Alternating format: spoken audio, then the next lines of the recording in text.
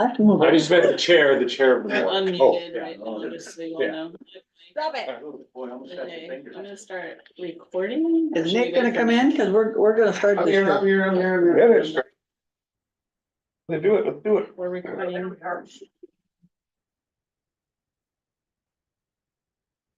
It is 10:15.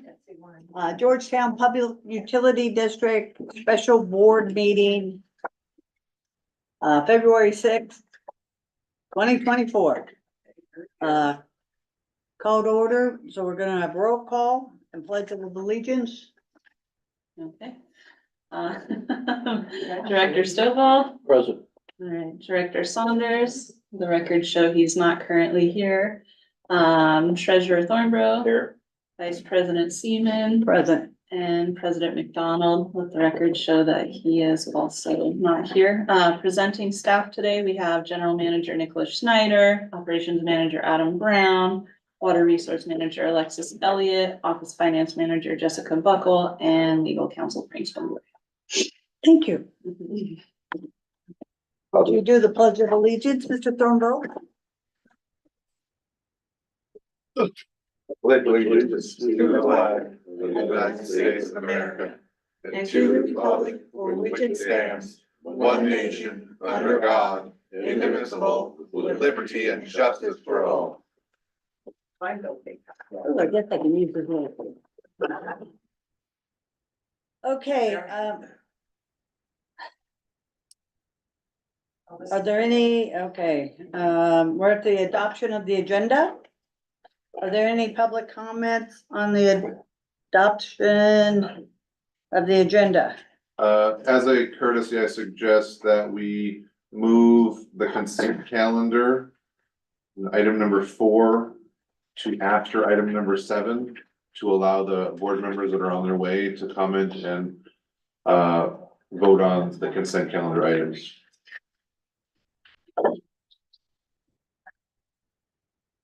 Do we need to have a vote on that? Yeah, Robert has something to say. about Yes, sir. I'd also like to change the top where it says Thursday, February 6th. I'd like to change that to Tuesday. So it is, the one online is, it does say Tuesday, so unfortunately, you got the previous version. Yeah, I got, It's been, We all did. it's been changed. I did check my email, I guess. Disregard. Is there that. any, comments about going to item number 7? 7? I'm okay with it. Can we have a vote? The motion first. Oh, a motion and a second? I make a motion that we, do whatever Nick said, go to number 7, Move, item number 4, in between item number 7 and 8. pending the arrival of our other 2 board members. Second, Could I have a vote? You guys don't have to roll call, you can just vote, you can just call for it, since you guys are all there. Aye. I'll say aye. Opposed? Motion passed. Item number 7, we're on the committees. Correct? Public forum. Oh, public forum. Any comments on this? We said we were going to I item have 7. no, We're moving item 4 to in between item 7 and 8. So we're gonna just do the committee reports and do board reports, and then we'll go to consent calendar right before the action items.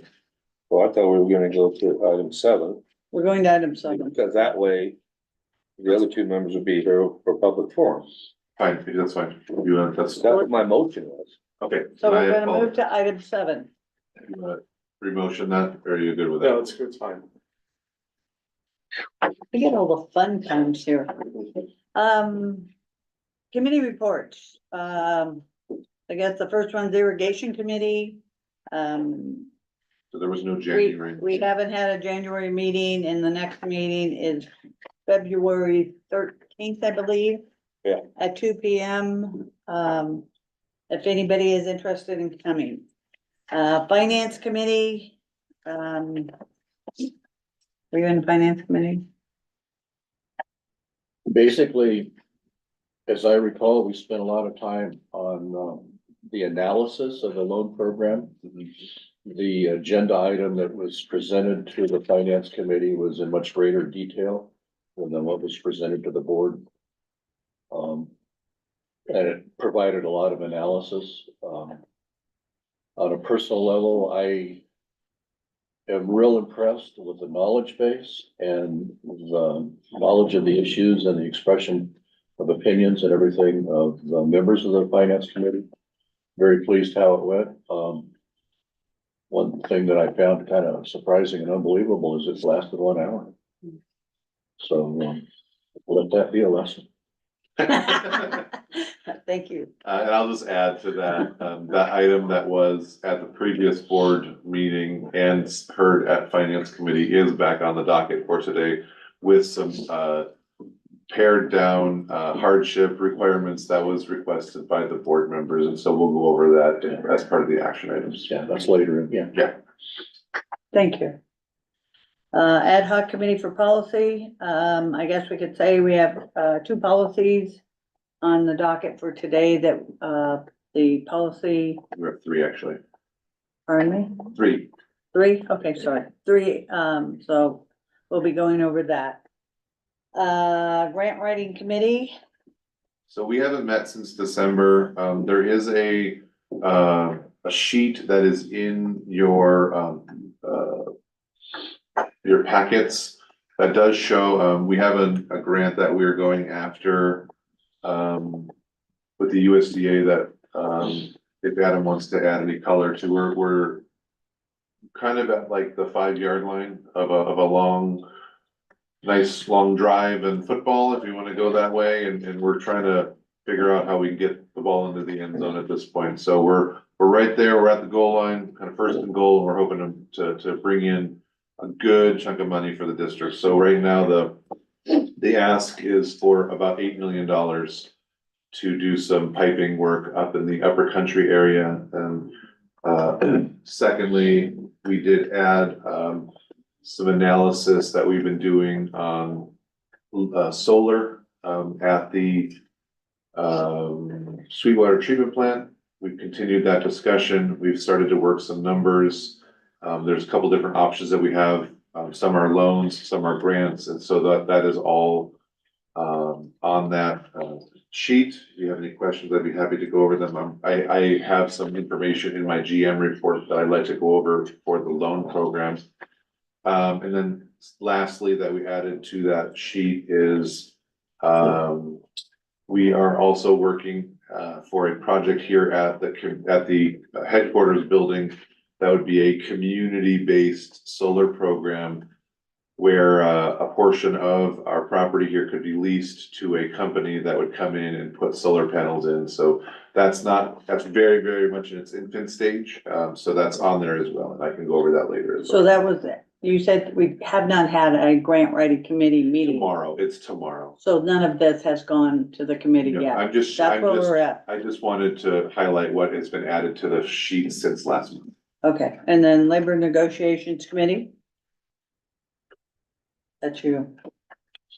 Well, we're gonna be discussing that today. So you've met, We did. Yeah, all right. yeah, I think that's more just at a high level, we met, we're still meeting, that kind of thing. What he said. What you met, when you met, and that's it. We never. Okay, are there any board members that wish to comment on any of the committee reports? I now open this up to I just want to make sure that the board. Mr. Public. I will now open this up to public comment. What? Regular? The committee reports. I will now close the public comment period and there will be no further public comment allowed. Nick already gave comments. So are we up to, I guess, action item? I don't think we forget. Or are we going to informational item? Let's go, I think we should go to. 6. I think the idea was to move 4 in between 7 and 8, right? Correct. So you can go to consent calendar if you want. No, the one. That's the one they want us. Oh, So we haven't done informational So we can, or public forum. we could do board report. Or start through that. How about number 6? We can do 5 and 6. if Let's you wanna do 5. and 6. Let's do Okay, 5. then we need, I think we might have our people here. Hang on.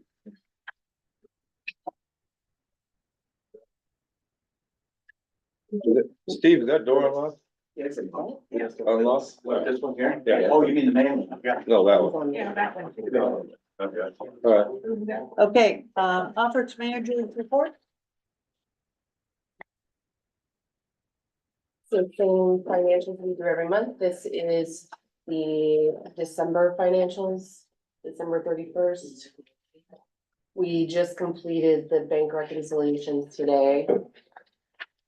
So that's not updated. The only thing that would be different is that there is all of the interest from the investment accounts that was put into investment receivables. There was really nothing else off with the bank statements, so there's more interest allocated than is on these reports. Thank you. Are there any board members that wish to comment on this item? Nope. Nope, and nope. Nope. I will now open this for public comment. Yes, What was the reason to put in all the checks around like December 1st, 2022 through the end of the year? The accumulated checks? That was probably just Oh, it should be 23 maybe. inputted error. Okay. And then, I still have concerns about the, Moving to the next. excuse me, we're in session right now. Thank you. Would you please, continue public, I can continue. please? About the, LSL. I brought this up at the finance committee that it's now 152,000 with a budget of 90, and you still haven't done a budget. So we're still trying to work with LSL on this, to determine what the cost is. There's really no point in doing a budget amendment until we can figure out how much the additional costs are going to be. We're also working on what additional costs that we can see from them. So this is something that's on our radar, and we are working with LSL on. Thank you. And my question would be, why was that not included in the budget if you had already done that last year? You said you used them for the audit. So, Just a comment. Last year's final numbers were on target with what they've been the last 3 years. This year's the first year it's gone over. and we've done 2 audits in 1 fiscal year, so. Are there any other? Okay, I'm closing public comment. I'm turning the camera over to the president. We have completed. Are we going back? We've had roll call, we've had, we didn't adopt the agenda. We've done 5 and we've done 8. We're gonna do public 7. forum next, I believe. So we're up to, Was that public? That was public Oh, forum. okay, so we're on consent. we're calendar. done with 7. We're done with this one, 5 now. No. We didn't do public forum yet. The public forum you just did was for this office. Yeah. The office manager's report, that's what I'm saying. We did 5. That was the office manager's report. Right, so we haven't done 3. No, I didn't. We did 3, 4, 6, and then into the action items. So 3, 4, 6. Were we on 5? We finished 5. I will not finish 5 because I have questions on 5, so. You're too late. Too late. You should have came in as public. Public was. You should have came in as Well, public. that's- Public was, we were done with the Thank public you. forum. I have questions and I am going to continue with my questions and let you want to stop the board member from Time out. having questions. Can we ask, do we have to do a roll call now? Right. Since we, have It- members that have just shown up? Yeah, I mean, she just needs to note that when they arrive. And point of order, let the president control the meeting, thank you. I was the president at the Let the time. president control the meeting, thank you. Thanks for being in control. I wasn't here. You're welcome. So we're at the public forum. No, he had a question on the financial. Oh, okay. You wanna ask your question? Yeah, so on the water fund, it shows we are negative. That's page 1 and 2 under the, You reference which report? Budget choice? under water fund summary.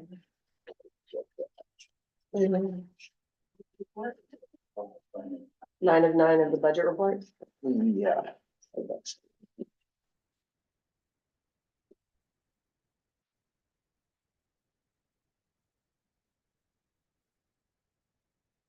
On page one of the approved cash report, actually.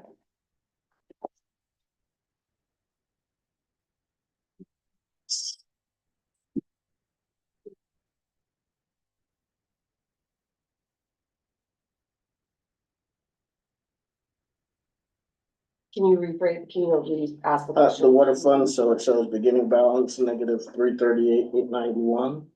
Current activity 231. Yeah, it's not a negative, it's a credit, so Okay, that's so- revenue. So that's just to pull this. Going credit debit in that way, we're keeping, okay. Yeah, so our revenue accounts will show as a credit, which is the negative number. And then our expense accounts will show a positive number as in expenses accrued. Right. So that's just that's just the top part, but the regular cash on bank doesn't go to debit credit, right? Okay. Because we put the budget in as a credit, a negative number. So we're trying to reach that revenue balance, which shows as a negative. Okay. Sure.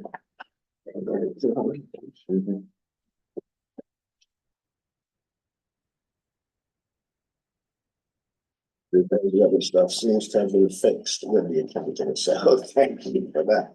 Everything else, the numbers match. You're good. That's it for me, yeah. Thank you. Item 4, consent calendar. Let's make sure we do public forum, so make sure we do item 3. Public forum. Pursuant to the government code section 54954.33. Members of the public shall be afforded the opportunity to speak on any agenda item, and the board president will call the public to comment. Those wishing to address the board on a matter that is not on the agenda and within the jurisdictional authority of the district may do so at this time during the public forum. Follow the procedures for speaking, please. Sheree? Mr. Dowd? We'll be online. Okay. We'd already opened and did that. Okay. Okay. Public forum is now closed. Nicholas, no more comments on anything. So now the consent calendar, item 4. Other board members who wish to pull any? I want to pull C and D. Okay, we'll pull C and D. Thank you. And I'd like to pull E.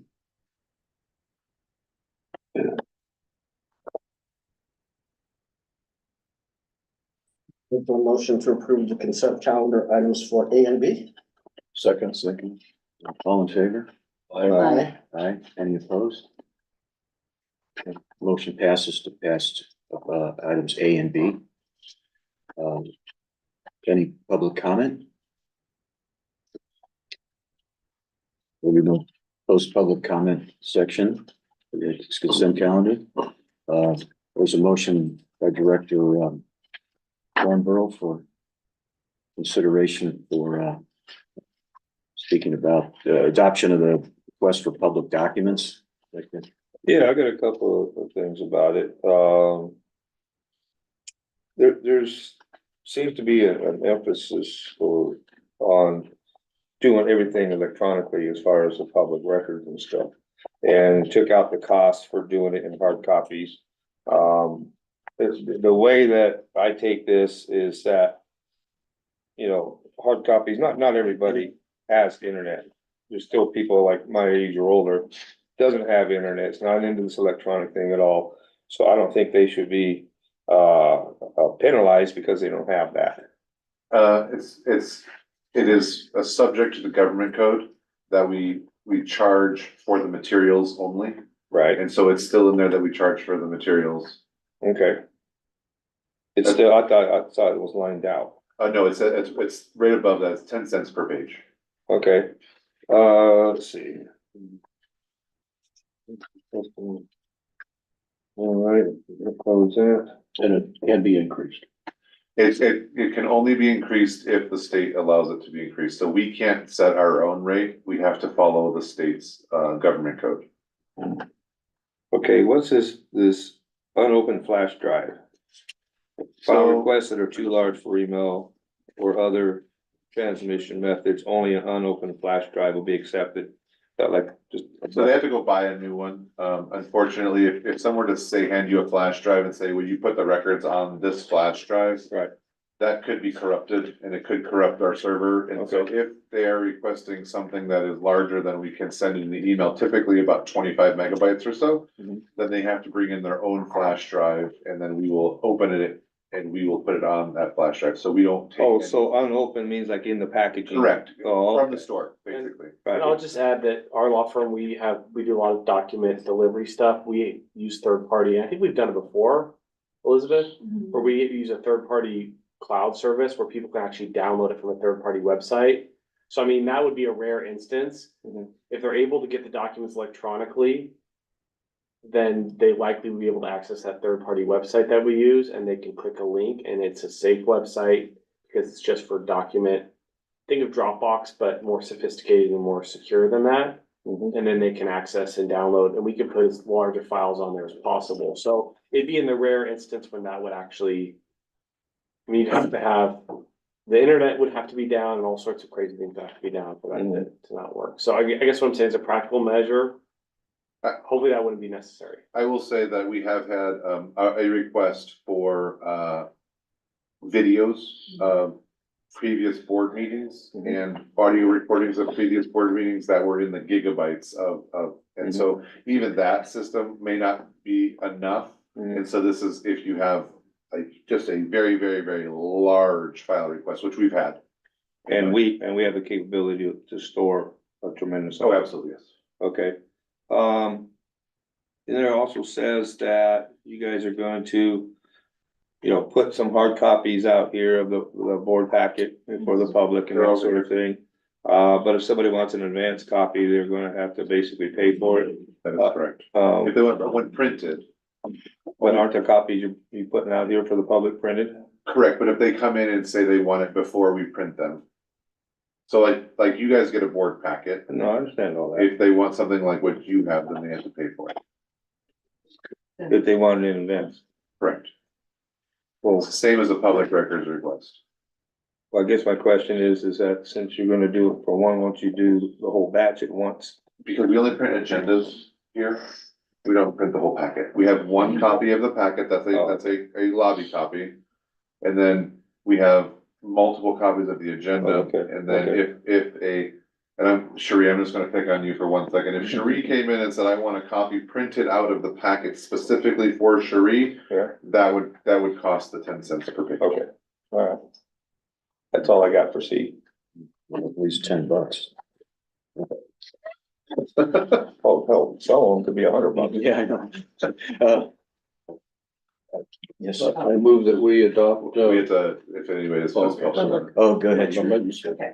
So you're only going to accept a flash drive, nothing else? Like CDs, you couldn't, you used to put a lot of stuff. We will not write CDs. We do not have the capabilities to write CDs anymore. Oh, because the machines don't come with them. That is correct. Okay. All right. That was item C. Well, would we know ahead of time if the file is large? Yeah, we will, in our correspondence with you, we will let you know if it's too large. Okay. And then the public can come in, I didn't see anything possibly that they can come in and actually look at records in the office? Yes, the general public records act rules will still apply. You will have the right during office hours to reasonably inspect whatever documents. So that wouldn't be part of this policy? No, it's, the policy is for production of the records. And Oh, it's okay, like, so that would be you. yeah, but you still have inspection rights under the PRA. Okay, then how do you do that if the records are all electronic, if you want to come in to view them? I'm sure the district has a way to arrange someone to You'll set up view. a laptop or something? If we would figure it out. Okay. That's all I got for C. Was yours on? We need to close public comment first. I was just gonna motion to pass. Oh, that was a motion. Okay, yeah, public comment, section is closed now. Okay. I make a motion to pass item C, adoption of public policy, requests for public documents, policy 2440. I'll second. Director Seaman second, all in favor? Aye. Aye, any opposed? motion passes unanimously. Director Thornhill, item D. Item D. Okay, item D. My question is, and we've had this discussion before, when it's talking about qualifications of board members.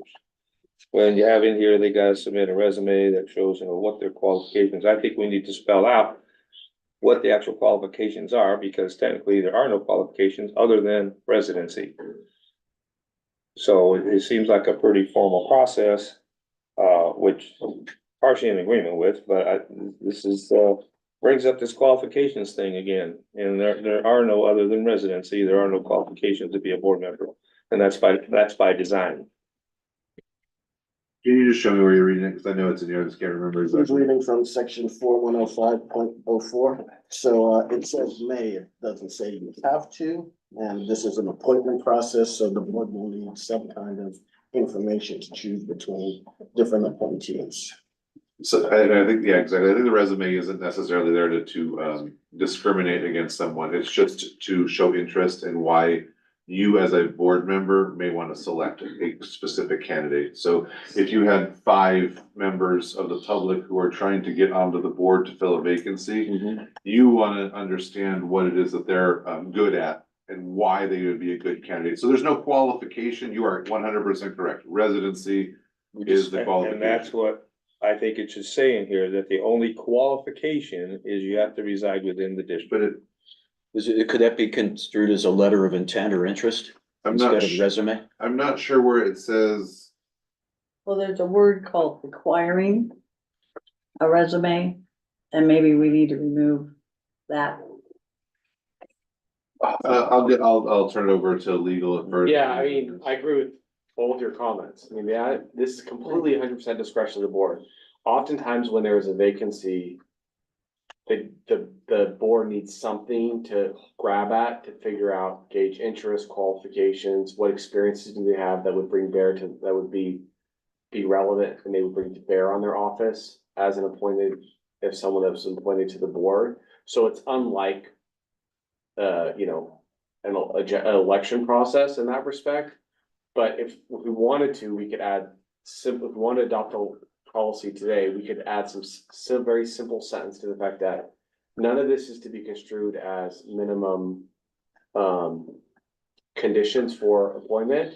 These are just factors, being construed as factors for the board's evaluation. The only minimum condition that is imposed for appointment is that they are elector in the district. What about a letter of intent? So we know who's applying. I think all of that is getting that Okay. letter of intent type of stuff. I think one sentence could clean up.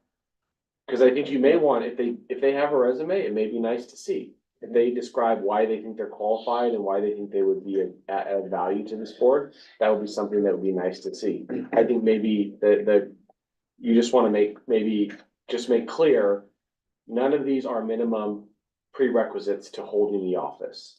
These are just factors for the board's discretion and consideration. The only prerequisite is that they're elector in the district. When you say that, it clears it all up. And that's, the problem I have is with the word qualification, qualifying. And you summed it up really well, and you said, a requirement or something like that. Yeah. Just put that in there, that I don't like somebody reading this and saying, oh, well, you have to be qualified to be a board member, what are the qualifications and that sort of thing. Yeah. Can I add one thing? I'm not sure it's saying that they're qualifications for the person to be on the board. I think it's what qualifications they hold to be of interest to the board members. It does say the word qualifications, I think, Detailing the qualifications yeah, and experience of the candidates. Yeah, so that's, So my recommendations is we bring this back to the policy committee to change the wording that's favorable, so we don't spend time wordsmithing it here now. So we can change that, and because there's changing this to providing, putting in those details, so we can change that and bring it back at a later time. Didn't this come from the policy committee? Hmm? Didn't this come from the policy committee? Yeah, we didn't, this was the previous one, we didn't change anything prior to, the only thing changed is the Personal blue information. stuff. Is that a motion? We changed shall to may, because shall means it's required, may means it's not required. But if you want us to go further in shown that it's not. But remember, as board members, we also need to have something to determine candidates that come before us, because we appoint. This is No, the board. I understand all that, I'm not questioning all that, like I've been saying, I've brought this up before. I have issue with stating qualifications. That's what I have issues with. Because in the training that I received from FPPC, they emphasize there are no qualifications Well, there are other than residency. residency and being a registered voter in the district. Okay, Maybe not being I a think the felon. qualification, it And could be over of 18. sound mind or of, whatever you're Not a looking felon. for. of Not sound a- mind, so- Well, There's a difference between, that's been applied? No, you How'd don't we want. get on here? Yeah, you don't want somebody, you wanna be able to choose somebody who is going to add to the I district. get all that, like I keep saying, Sure. qualifications, that's the issue. Okay, you're making it like, oh, okay, well, you got to, in order to do it, you have to have been a board member before. That's not what. You have that's to not have what it said. experience in public works. That's not what it's saying. Okay, Could that also? he understands. I think Nick does too, but what I'm trying to say is, in the employment context, we have this thing called MQs, minimum qualifications. Meaning you can't even get past the gatekeeper in HR if you don't meet those MQs. These are not intended to be MQs. It means what qualities do you bring to the office?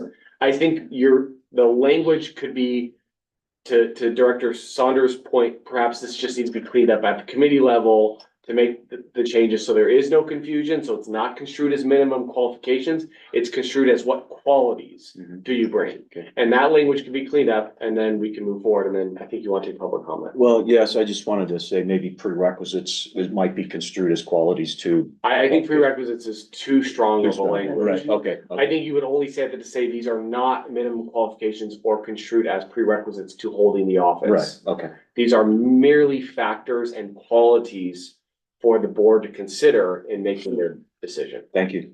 Yeah. Public comment You open? could also say experiences and qualities. And then the other thing is, I think before you approve this, do we have an application form for a board member? I've never seen one. Is there such a thing? You might wanna make that up first. It would just be developed. It says may establish. It Oh, doesn't yeah, mean- but it's saying here either resume or application form detailing The board may establish an application. So it would come about if the board felt they needed one, they would do it at that time. Okay, I just hadn't seen one should have that. We had two appointment processes while I was president. The first and both of them, we had applications that were done, so. I think instead of applications, they should be like, It depends on the board, so the board can do whatever they choose. yeah, I think it should be a letter of intent or just, something like that other than application. I don't like application, but I also have another thing. This section 4105.08, a selected replacement director's term shall be consistent with the principal act of the district. I don't So get that that. basically means that if you come in and it's a 2-year term, that your term is the 2-year term, and then you're subject to reelection. So you're gonna finish out the term that was there. Well, that's what was in there to begin with, and then it got lined out. Sometimes the state law changes, Uh, and sometimes even if there are 4-year terms, depending on where you are in that initial 2 years, you may only be able to go to that half term. Sometimes if you're in the latter part of that first 2 years, then you fill the term, so it's variable. So I think it's simpler and cleaner to say, You lost me. the appointee Right. Say they come in halfway in the term. halfway in the 2 term, then years. they will fill out the remainder of the So term. they're of the May office. two. Yeah, Okay, so now what happens if they come in at 3 years? they would fill out the remainder of the term. Okay, It's in the first 2 years, okay? It, depending on the period of time within the first 2 years, Yeah. they'll either finish the whole term, or they'll actually be, that term will be, the vacancy will be up again at the next election. So all that language is trying to say is because it's not technically always going to be the so that would remainder of change the the whole term. rotation of everything then. Yeah, potentially, yeah. Oh, okay.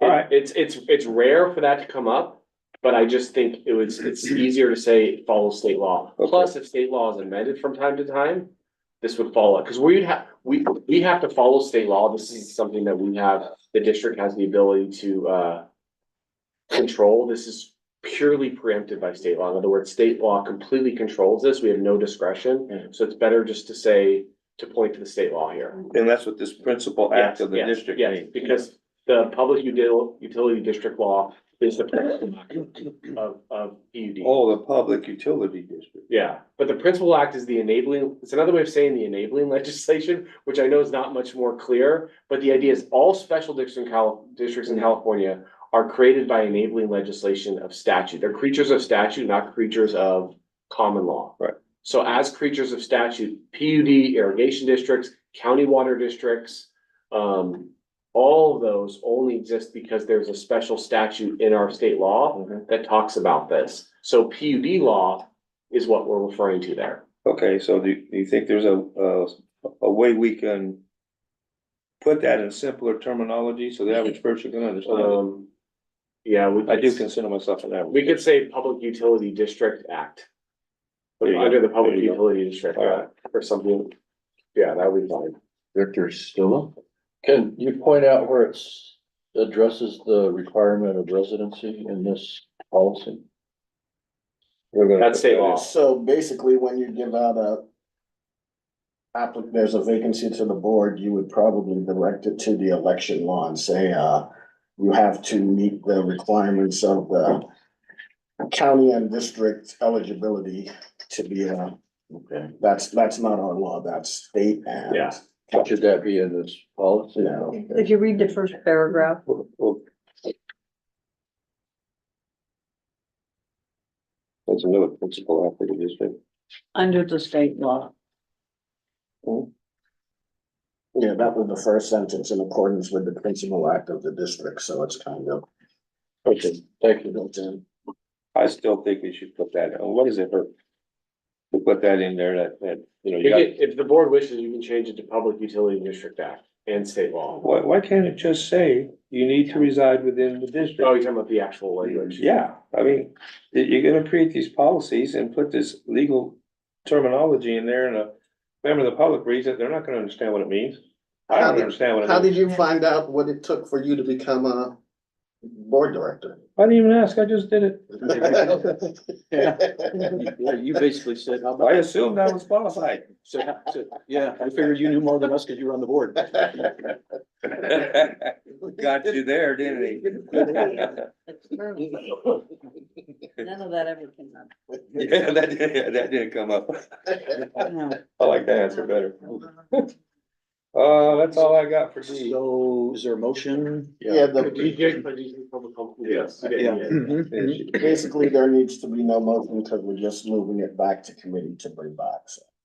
You need a motion to table it if you want. I guess I motion- You can make a motion. I make a motion that we refer to committee. refer it back to the policy committee Yes. to bring back at a. I second. Second, all in favor? Aye. Aye. Aye, any opposed? None opposed, motion passes unanimously to bring it back to policy committee for review. Yeah. But we were moving along faster before you two got here. Yeah. Not that. 60%. Before you even sit down. 60% more. And I got Sam. Okay, okay, next item is, E, receive quarterly investment report from Optimize Investment Partners. Reason I pulled that was the clarification of their policy statement from the Federal Reserve and you know, when I look for, I do this every day. I look into the banking soundness of the United States and things every day. And I found this to be absurd here. The statement from the Federal Reserve, Federal Local Market Committee's December 13th meeting was there was no raise in the federal funds rate. And by the way, that was true as of a week ago. They had another meeting and they held it steady too. But the banking system is in terrible shape. And they said here the US banking system is sound and resilient. Well, I found 20-something articles, and when I was at home getting ready to come into the meeting, I was gonna bring those in, not that I needed them. But quarter ending December 21st. 31st. December, yeah, 23. Okay. Yeah. And then that's right, I'm getting there. Okay. So anyway, all these in red here, there's 4 pages of them. There's hundreds, thousands of banks failing in the United States, worldwide. And the bank that bailed out Silicon Valley Bank in the Bay Area is now going under. And it is also now, the Federal Reserve is penalizing and adding a fee to the healthier of the weakest banks to offset the cost of the Federal Reserve's fund that went down by 40% to bail out those two of 4,800 banks. So they're adding fees to the healthiest of the weak banks. And that's an issue. And the banks that have acquired the failing banks are starting to fail. So while I was accumulating all this, I said, well, you guys don't want to see it anyway. I just know it's not a fact. And then lo and behold, at the end of my research, it said, a comment right here. It's just going to summarize it. Anything political. No,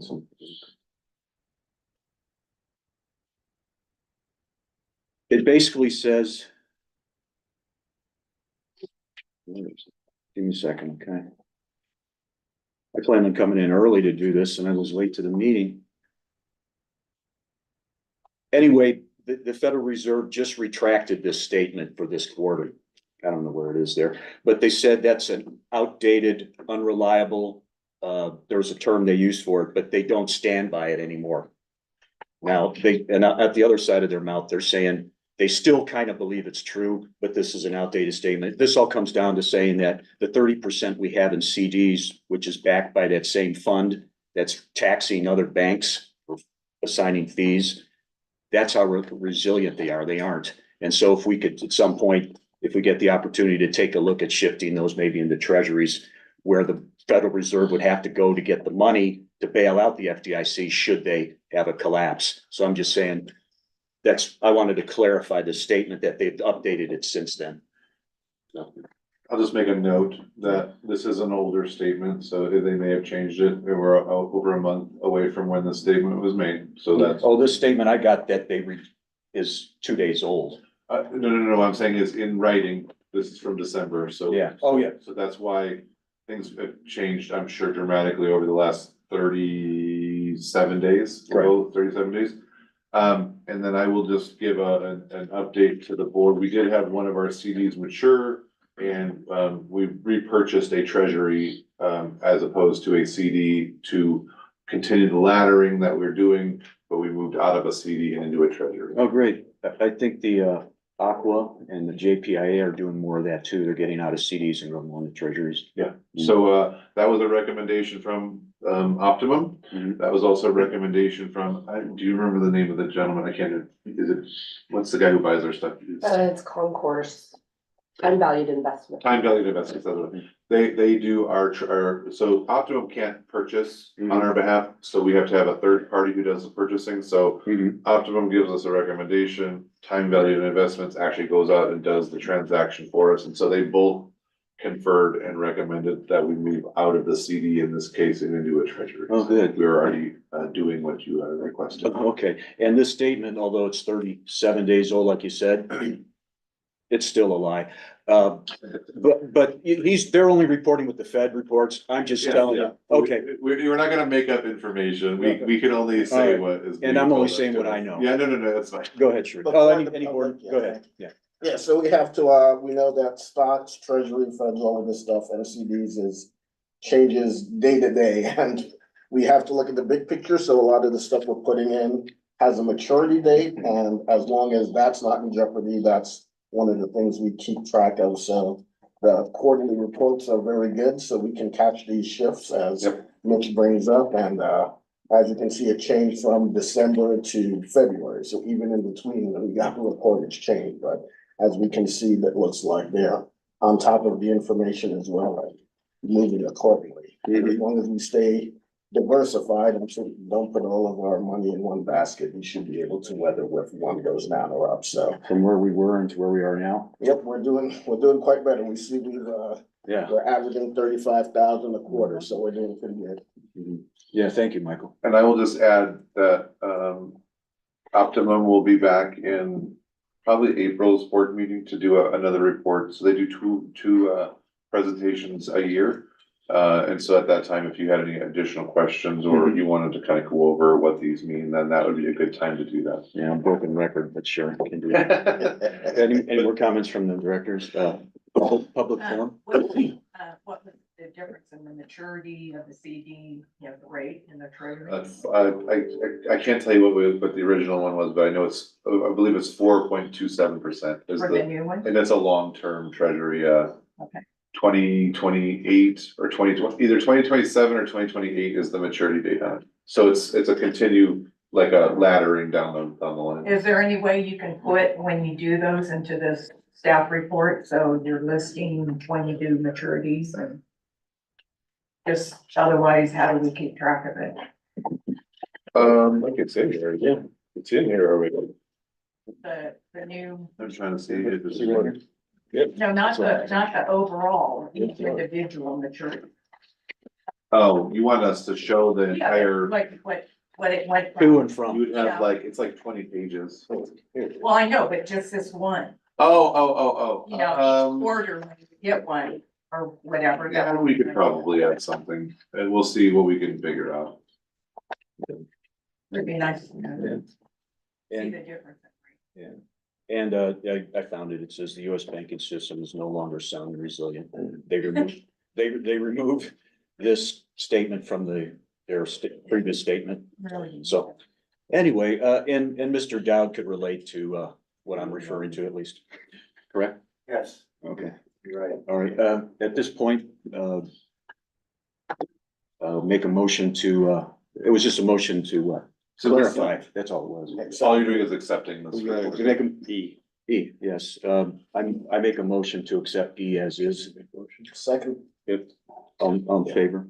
Aye. Aye, motion, none opposed, motion passes 5-0, thank you. Okay. So we're on to, number 6.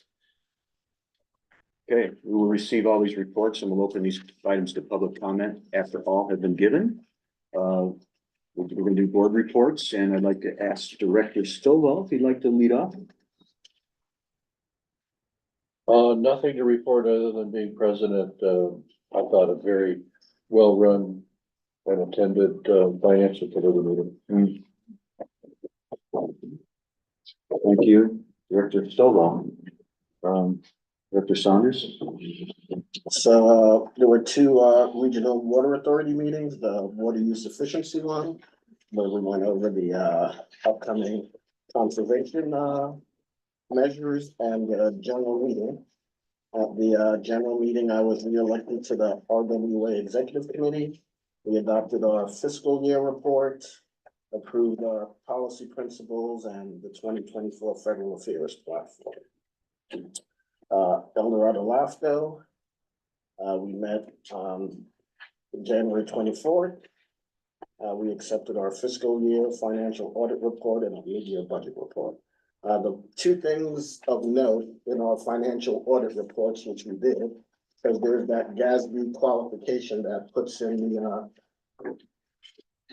the CalPERS liabilities and now it's the new, assets that you have, which may be buildings and stuff which diminish, which changes your budget totals to show a greater negative than the actual cash budget on hand.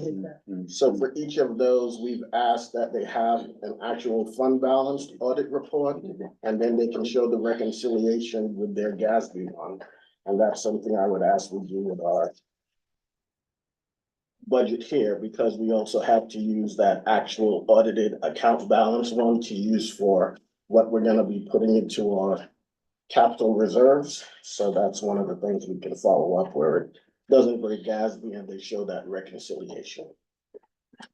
Aqua, there were numerous work groups. The headwaters will continue to work on DC advocacy, and we're also working on the upcoming water rights bills which are coming up. So there's the two bills which are now 2-year bills. We may see movement of them in June, but we're starting to put together language and amendments to try and keep those bills from doing a lot of damage to us. And one of the big things we have to work on from our region is everybody pretty much south of Folsom Dam is not concerned with the pre-1914 rights, and that's a lot of everybody above Folsom Dam's rights, so that's significant to make sure that that's gonna be legislated and regulated in a same way. We have the Aqua Board of Directors workshop, Board of Directors meeting. The president of Aqua, her main focus is to reduce their strategic work plan to something that is workable, manageable, and targetable. Right now, it's a 66-page document, so they want it to be something like 6 pages where it actually makes sense. And we started the legislation 2024 prep. Our Region 3 board met. We will be having a Region 3 and 4 tour and workshop, so we'll invite the board of directors to that. So the plan is to have look at the Sacramento groundwater basin, look at some of their ASR wells, and to have another track that works on the conjunctive use on how everybody above Folsom benefits those below, and talk about economics of transfers and things like that. So I'll probably be working with Nicholas and stuff to come up with that. I elected Nicholas to be our reporter for the Federal Affairs Committee. And I will talk to Nicholas about possibly having our staff work as outreach ambassadors, so we'll work on that. Legislative updates, we know the state budget has the $37.9 billion deficit. So that is going to affect funding, and I have a list of all the funding, I won't go through it all. But one of the things that is coming up is the water bond. They're probably still gonna try to push the water bond, because when there's limited funding, that gives a way to have funding for issues. So we want to make sure that there's water in that bond reserve for the headwaters, our region up here, wildfire resilience, and aging infrastructure in the headwaters, because that helps cover a pocket of money for us specifically, as opposed to fighting with LA Municipal District for aging infrastructure, which we wouldn't be able to compete with. The Delta Bay agreements continue to go. I sent in letters and public comments along with many of the agencies. That's basically, it's now called Healthy Rivers and Wildlife, but that's basically the voluntary agreement. So the State Water Resource Control Board and DWR are deciding whether it will be a 55% pass-through from all of the agencies on the American River, or if there will be some kind of agreements where we can control how much water we go through and actually have a economic share possibility. That's on the back page of that. And I will recommend that we send in letters of support to the Congressional Senate bill. I believe it's HR 5973. They are trying to extend the LEWA program. That's the Low Income Housing and Water Act, Protection Act. And that's the one that provides extra money to help low-income people pay for their water bills, which we're a member of. I think Jessica works on distributing it for the county. So we're one of the distributors of that. The act would put an extra 500 million into it to keep it going. And then hopefully it will become a permanent thing, so it's not just related to the COVID era. So it'll be something that goes in perpetuity to help our district ratepayers. And that's all I have so far. Good, thank you. Director Saunders, Mr. Thornwell, what's in the comments? I attended my last meeting of the El Dorado Water Agency on the 10th. And then they all took me to a pretty good lunch. I ate quite well. I can't remember the name of the place, but it was Sure, good. get that note there. And did you accomplish anything prior? Yeah, what else did you do there? No, I just sat the whole meeting waiting for lunch. Okay. Okay. Did you have lunch? I don't remember. Don't remember. It was good, yeah. It was that good, you don't remember. I'd go again if I could remember where it was. How about you, Director Seaman, didn't lunches? No. A few of our policy committee meetings, and that's about it. Mhm. Okay. Not a lot for me to report. Thank you, Dr. Seaman. There's a JPIA meeting coming up, conference in May, also in Aqua. It's in Sacramento, and I encourage the board members here to at least go to the JPIA session and see what's going on down there with all our insurances and how they, you know, the coverages and the, yeah. What is it? May 6th through 9. Yeah, it's a 1 day, if you only want to do 1 day, I believe, maybe a day and a half. JPIA is the 6th and the 7th, Aqua is the 7th, 8th, 9, 10.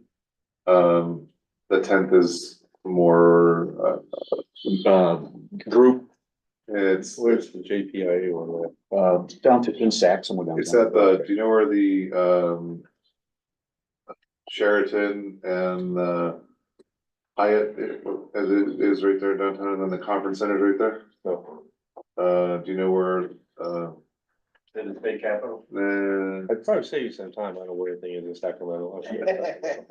It was pretty close. Look up the to Fort conference Collins. center. I just wanna know if it's in Monterey, is it in Oh, Sacramento? no, it's in Sacramento, it's downtown Sacramento. Do you remember where, I can find it. where White Brenner's office used to be? No. Never been to White Renner's office. Right there. That's where it was last time, it was like a block from parking, it was easy. Yeah. Oh, yes, did you have a comment? I had a question concerning, these notifications that we were supposed to all be put on. These notifications that we were getting emails of all the different conferences. So that's on the calendar that was sent out? We're supposed to be receiving. My understanding is we were individually, board members were supposed to be receiving the different conferences and different information from the different agencies or different meetings. So, Director Saunders? From Aqua, on Aqua board, I'm creating a dashboard.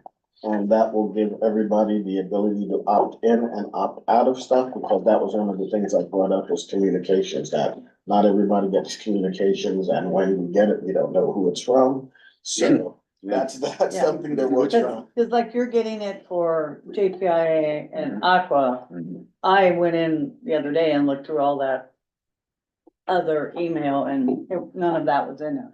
And he would get it because he's the JPIA owner. So we just So- haven't sent out a notification. This has been going on for months, so I think we need to move it up to a little different burner. Well, I think, you're not understanding. He's finding out from Aqua and JPIA because he's a JPIA representative. He's finding out because he's on the board.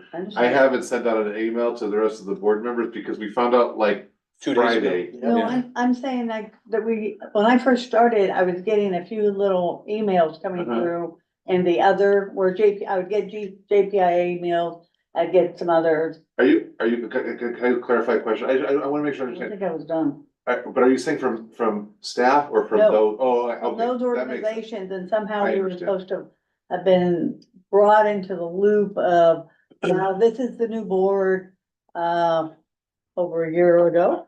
And now we should be receiving the same information that everybody else is receiving. I would say that Elizabeth and myself can work on notification process to see if you're not on those mailing lists and to work on getting you on. Are you getting them? I used to, but I'm not now. Yes, yeah, all of a sudden, for some reason, we all Yeah. fell off. I'm not sure why, so we could do some research. Great. Yeah.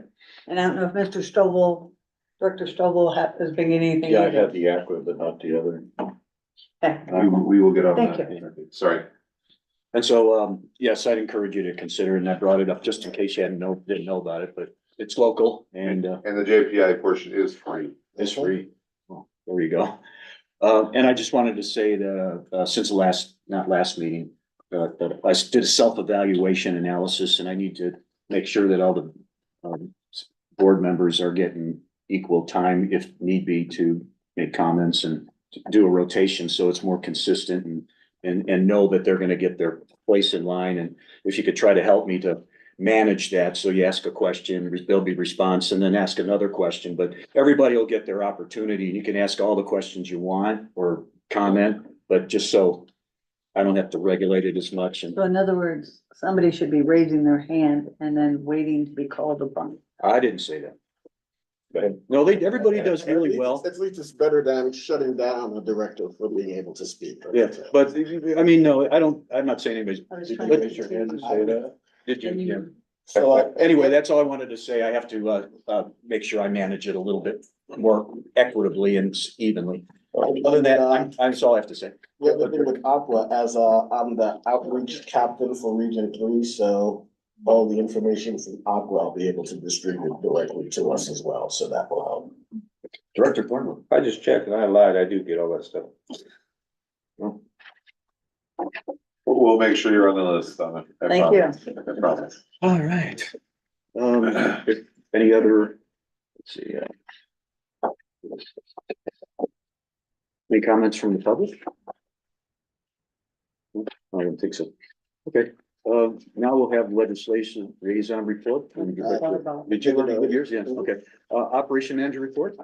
But wait, I just wanted to add one thing to the legislative liaison report, if you'll allow. He made a comment, excuse me, not he, Director Saunders made a comment in regard to the voluntary agreements, and I just want to allow the board to know.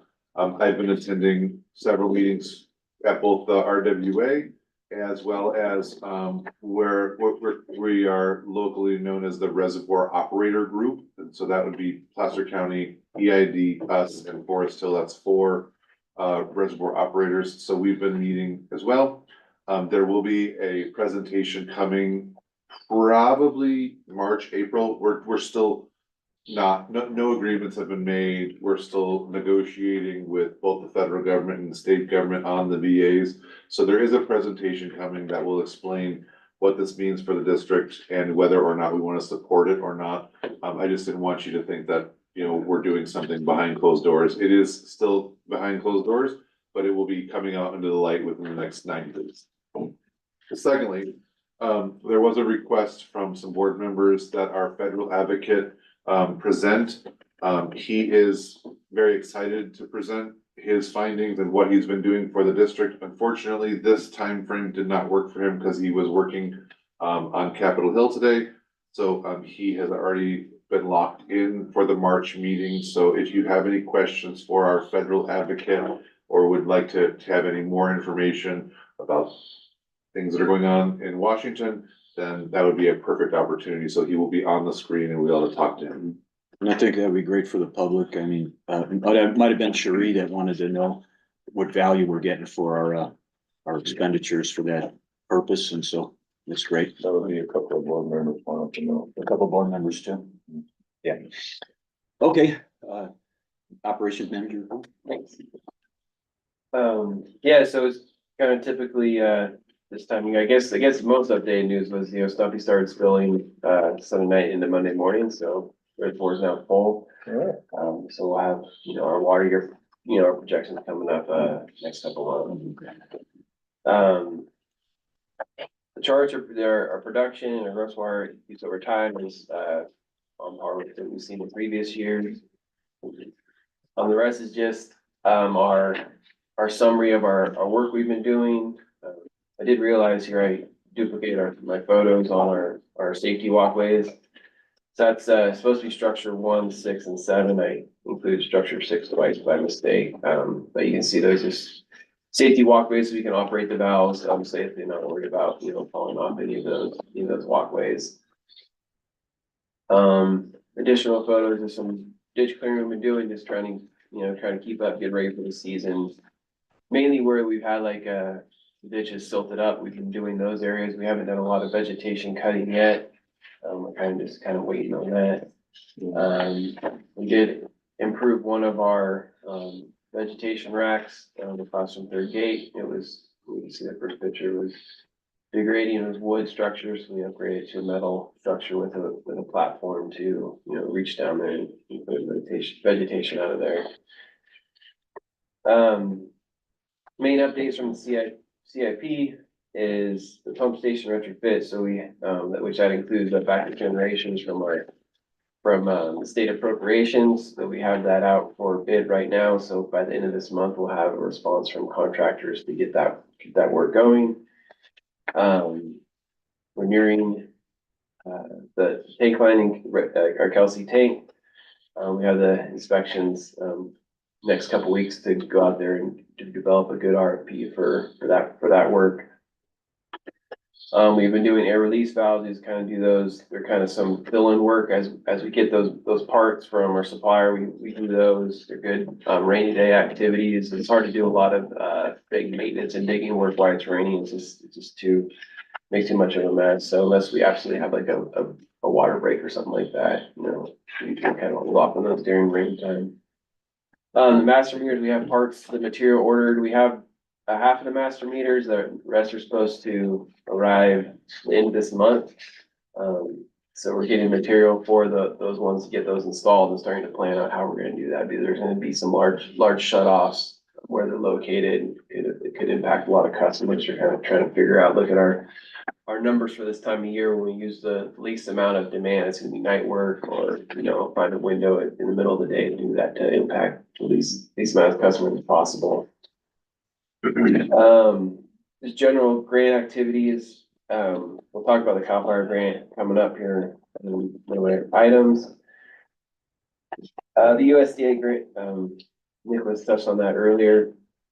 So yeah, we're nearing the finish line on that one. It's gonna be a good project for the district. Just kind of trying to finish up some of the environmental, engineering work, the application required before we receive the funding.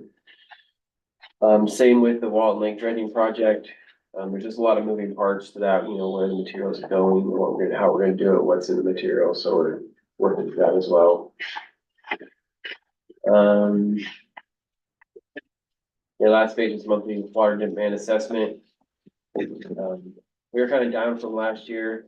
It's really based on our production numbers and how much use we're having throughout the district. So that's just kind of a factor of right now, whether or not any restrictions or anything we have out. So yeah, I think that's all I have for this report for this period.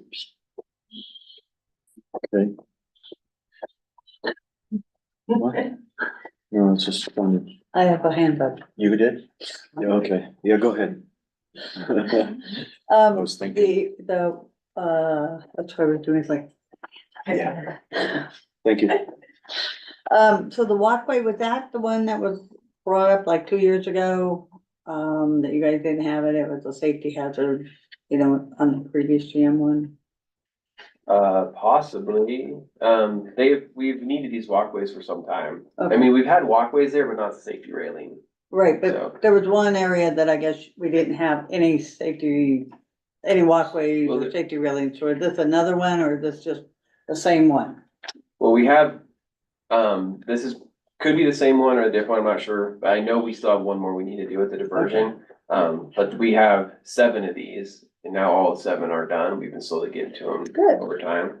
The diversion was a little tricky, just where it's located. It's hard to get material down to that spot. This one's easy. You can pull a truck and welder right up to it and do the work. So, And then my brain wasn't engaged on the infrastructure replacement, headquarters building. Is that a replacement or an added to of the building? Is that what this is, or a fixing of the building? I'm sorry. There's several options. We're trying to figure out what would be best. We've had some engineering done on the building, and it may or may not be feasible to move this wall out that was originally planned. So there are additional options of a potential portable building or potentially doing some other construction. So it's unfortunately not moving as fast as we would have liked, because we're not sure exactly which direction to take that one. Okay.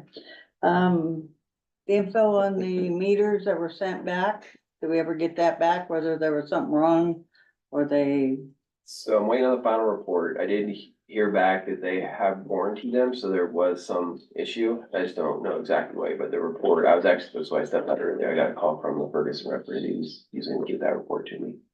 How many meters were there? So that time we sent in, I think 5 or 6. Most of the time it's just radio issues, that we're not getting radio reads. That's most of what we see. And we're all paid off on that project, correct? They're all paid, so they don't really have a reason to, The project's been closed out. It's just, these are just a warranty process as we see issues arise.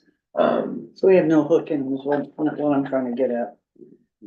Okay, and then I had a question on, so I can understand about like using, for example, That's my question. anyway, 2024, so it says I'm assuming, had 107.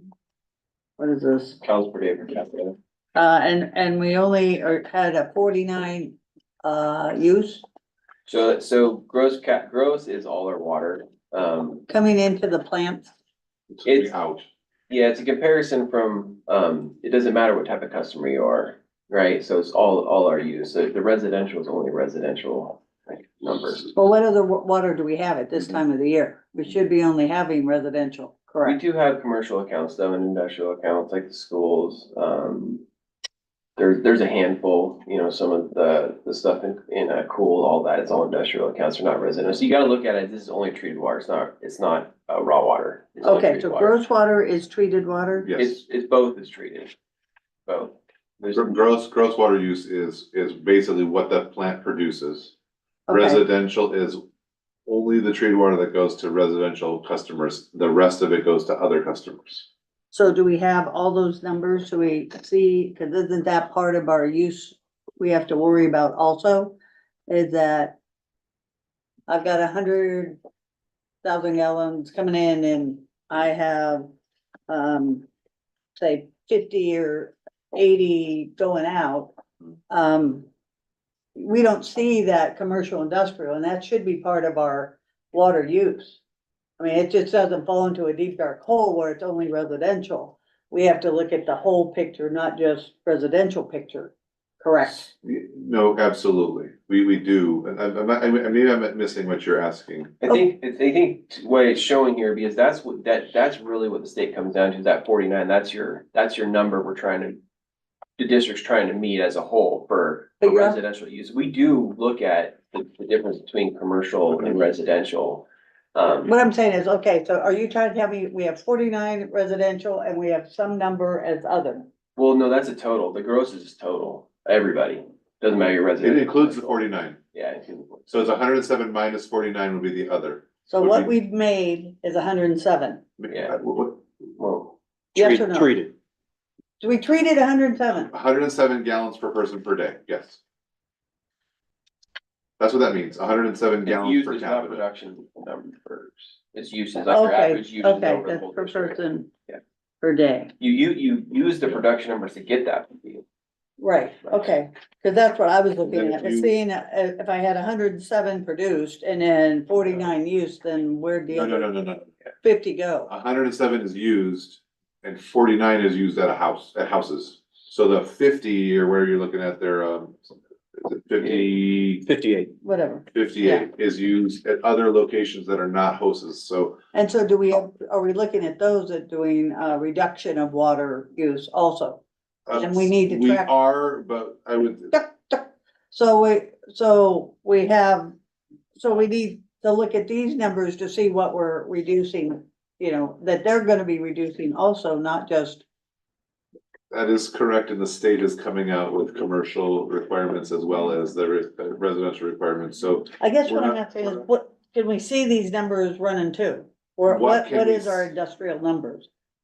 Or are we just saying it's 100, it's 58 or whatever? Can I chime in here for a bit? So the Yeah. residential numbers are important because this is what the state tracks. The state doesn't have regulations regarding specifically the amount that commercial industrial institutions use yet. However, we are given the task to track the top 20% users and come up with best practices for them. Right. So that's what we can share, what our top users are, and be able to see what the best practices are. That's also a moving target, because right now it causes us to have 27 best practices that we have to come up with for all these different institutions, which may not be usable, so it's still a work in progress. However, I know we can see what's lost and used. It'll show up in Alexis's report, because when we do the water supply and demand survey at the end of the year, it does capture the commercial construction of some of that, so. So we are looking at these accounts, and this is something that you know, it hasn't been, I would say, the focus of for the district, and I would say that's a blanket for the state. It hasn't been a focus yet. The state is now going to be adding restrictions onto those accounts as well, and so it's going to definitely be something that we have to take into account in how we make them as efficient as possible as well. So what, I guess one of the questions I'm, the slagging with me is, okay, you have water production, this number. And you can track the residential use and the commercial use. What's that difference between the two numbers? Which would be a water loss somewhere. Fire hydrants. No, we have, so there's That's a different. there's another there's another category that's not really shown I on see here that, as a water loss. that's what I'm asking, is where does our water loss and what are we doing to We minimize could give it? you what the water loss report was, we just put that out. So look for that in that, Alexa's report she's gonna have later. And the report, the DWR report we do in July, that will have our water losses in there. Also, when we do our, every 5 years, our urban water management plan, that's kind of the three things. I don't know if We could add, I'm sure we could, do you wanna add do we have a way to add There's a. CII on here? Yeah, yeah, for sure. We can add it for the future, so it's a little bit more clear. It would be what our residential use is, what our CII use is, and what the gross use is, and then we could do a math calculation in between there. So we can see what the water loss is. Yeah, and Adam, I have a question for you. If you could put a asterisk or some here referencing this 49 being gallons per person per. Yeah, I think I used to have it on the bottom, the nose section or tail, I think it's got. It's not there. At some point. Yeah, so if I'll you, get back on it. so that, I mean, when I did. Yeah, I was like, That was my What is question. I was wondering, I could relate to ratios, but I can't relate to what it is. So, Yeah, and if that's the case, how does 107 related to gallons per person per day on a commercial? So it's okay, so the way that this is calculated is it's gallons per capita per day. And you look at all water uses, and so generally, as I live in the district, I would be accounting for everything that happens, and say I went and got a hamburger at a restaurant. That's water use that's accounted to me. If I went over here to the laundromat and washed my clothes in the laundromat, that's gallons associated to me. I go home and I flush the toilet, I go home and I do my dishwasher. Those are all gross water uses. So when you look at residential, you take out all of the laundromat stuff, you take out all the hamburgers, you take out all the other water uses that are commercial or institutional or industrial. And you only include the toilet flushing, the showering, all that stuff. And so that's the difference. It's what do I do in society and then what do I do in my home? Does that make sense? Yeah, if there's a way of, Yeah, it's usually more of your commercial use, your residential use. And then that becomes whatever your gross is, So not, because. that's what I look at it. Because you're looking at meters, you're reading meters and getting factual numbers, and Yeah, we hopefully can- that's we a can pretty add- good we can add close. to it. It hasn't been on here in the past because this kind of developed from our state reporting. That's why it's here. So yeah, we look at that. We know what that number is, so. Yeah, and I requested that we track this, because this was part of when we're doing a watershed contingency plan, and we can add CII, and I would just caution that when we have info that the state is looking at, that they haven't made regulations yet, that doesn't make sense. That's why I caution not to put anything that the state hasn't recommended yet to track, but we can track it if you'd like. Director Stovall? Yeah, I'd like to agree that I'd like to have some kind of unit of analysis on here for the public to know what to. Yeah, I think it got cut off in one of there. The other thing, I would like to I'd like to address the possibility of this cover report about the Stumpy Meadow Historical Capacity Chart. Basically, 2021 is that the most severe drought year we've had in the last No, 20 years? no. No, this is just the last 3 years of levels. What I'm thinking, it may 2015 be lowest. appropriate to kind of have a scale model of including, a drought year in this and compacting the chart over time, so we see kind of where the, 2015, we were down to about 7,000. and maybe have 2015 as a Next month, standalone. don't we do the full one where we show the entire, Stumpy? So that's coming out next month, I believe. Okay. Cause I like to have kind of historical perspective, maybe in addition to the last 3 years. And if that comes out annually, that's fine. We do every so often, we have to do the watershed contingencies, so, next week should be next month should be all the projections and planning, which shows when you do Okay, when he shows this is the prediction, 83% full or 17% full, that shows the entire stumpy, so. okay, that's. We don't do it every month, but Yeah. I think it's every couple of weeks. Thank you. I think it was just, it would get really tight on that. I mean, yeah. Yeah, I'm just thinking maybe. Or else it could be a bar graph where you have a line for the, you know, like 1 year is one line and the next year is one line. Yeah. Yeah, so the lowest of it is. Yeah, But if that comes out once a year, that's fine. otherwise you have to be a ticker tip or something. Right.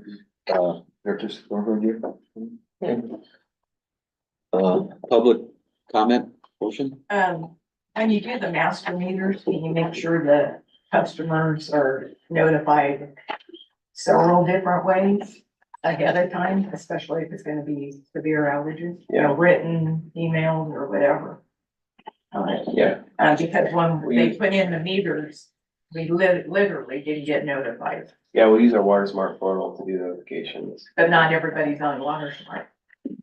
You don't have to be, as long as you have contact information. Okay. Yeah.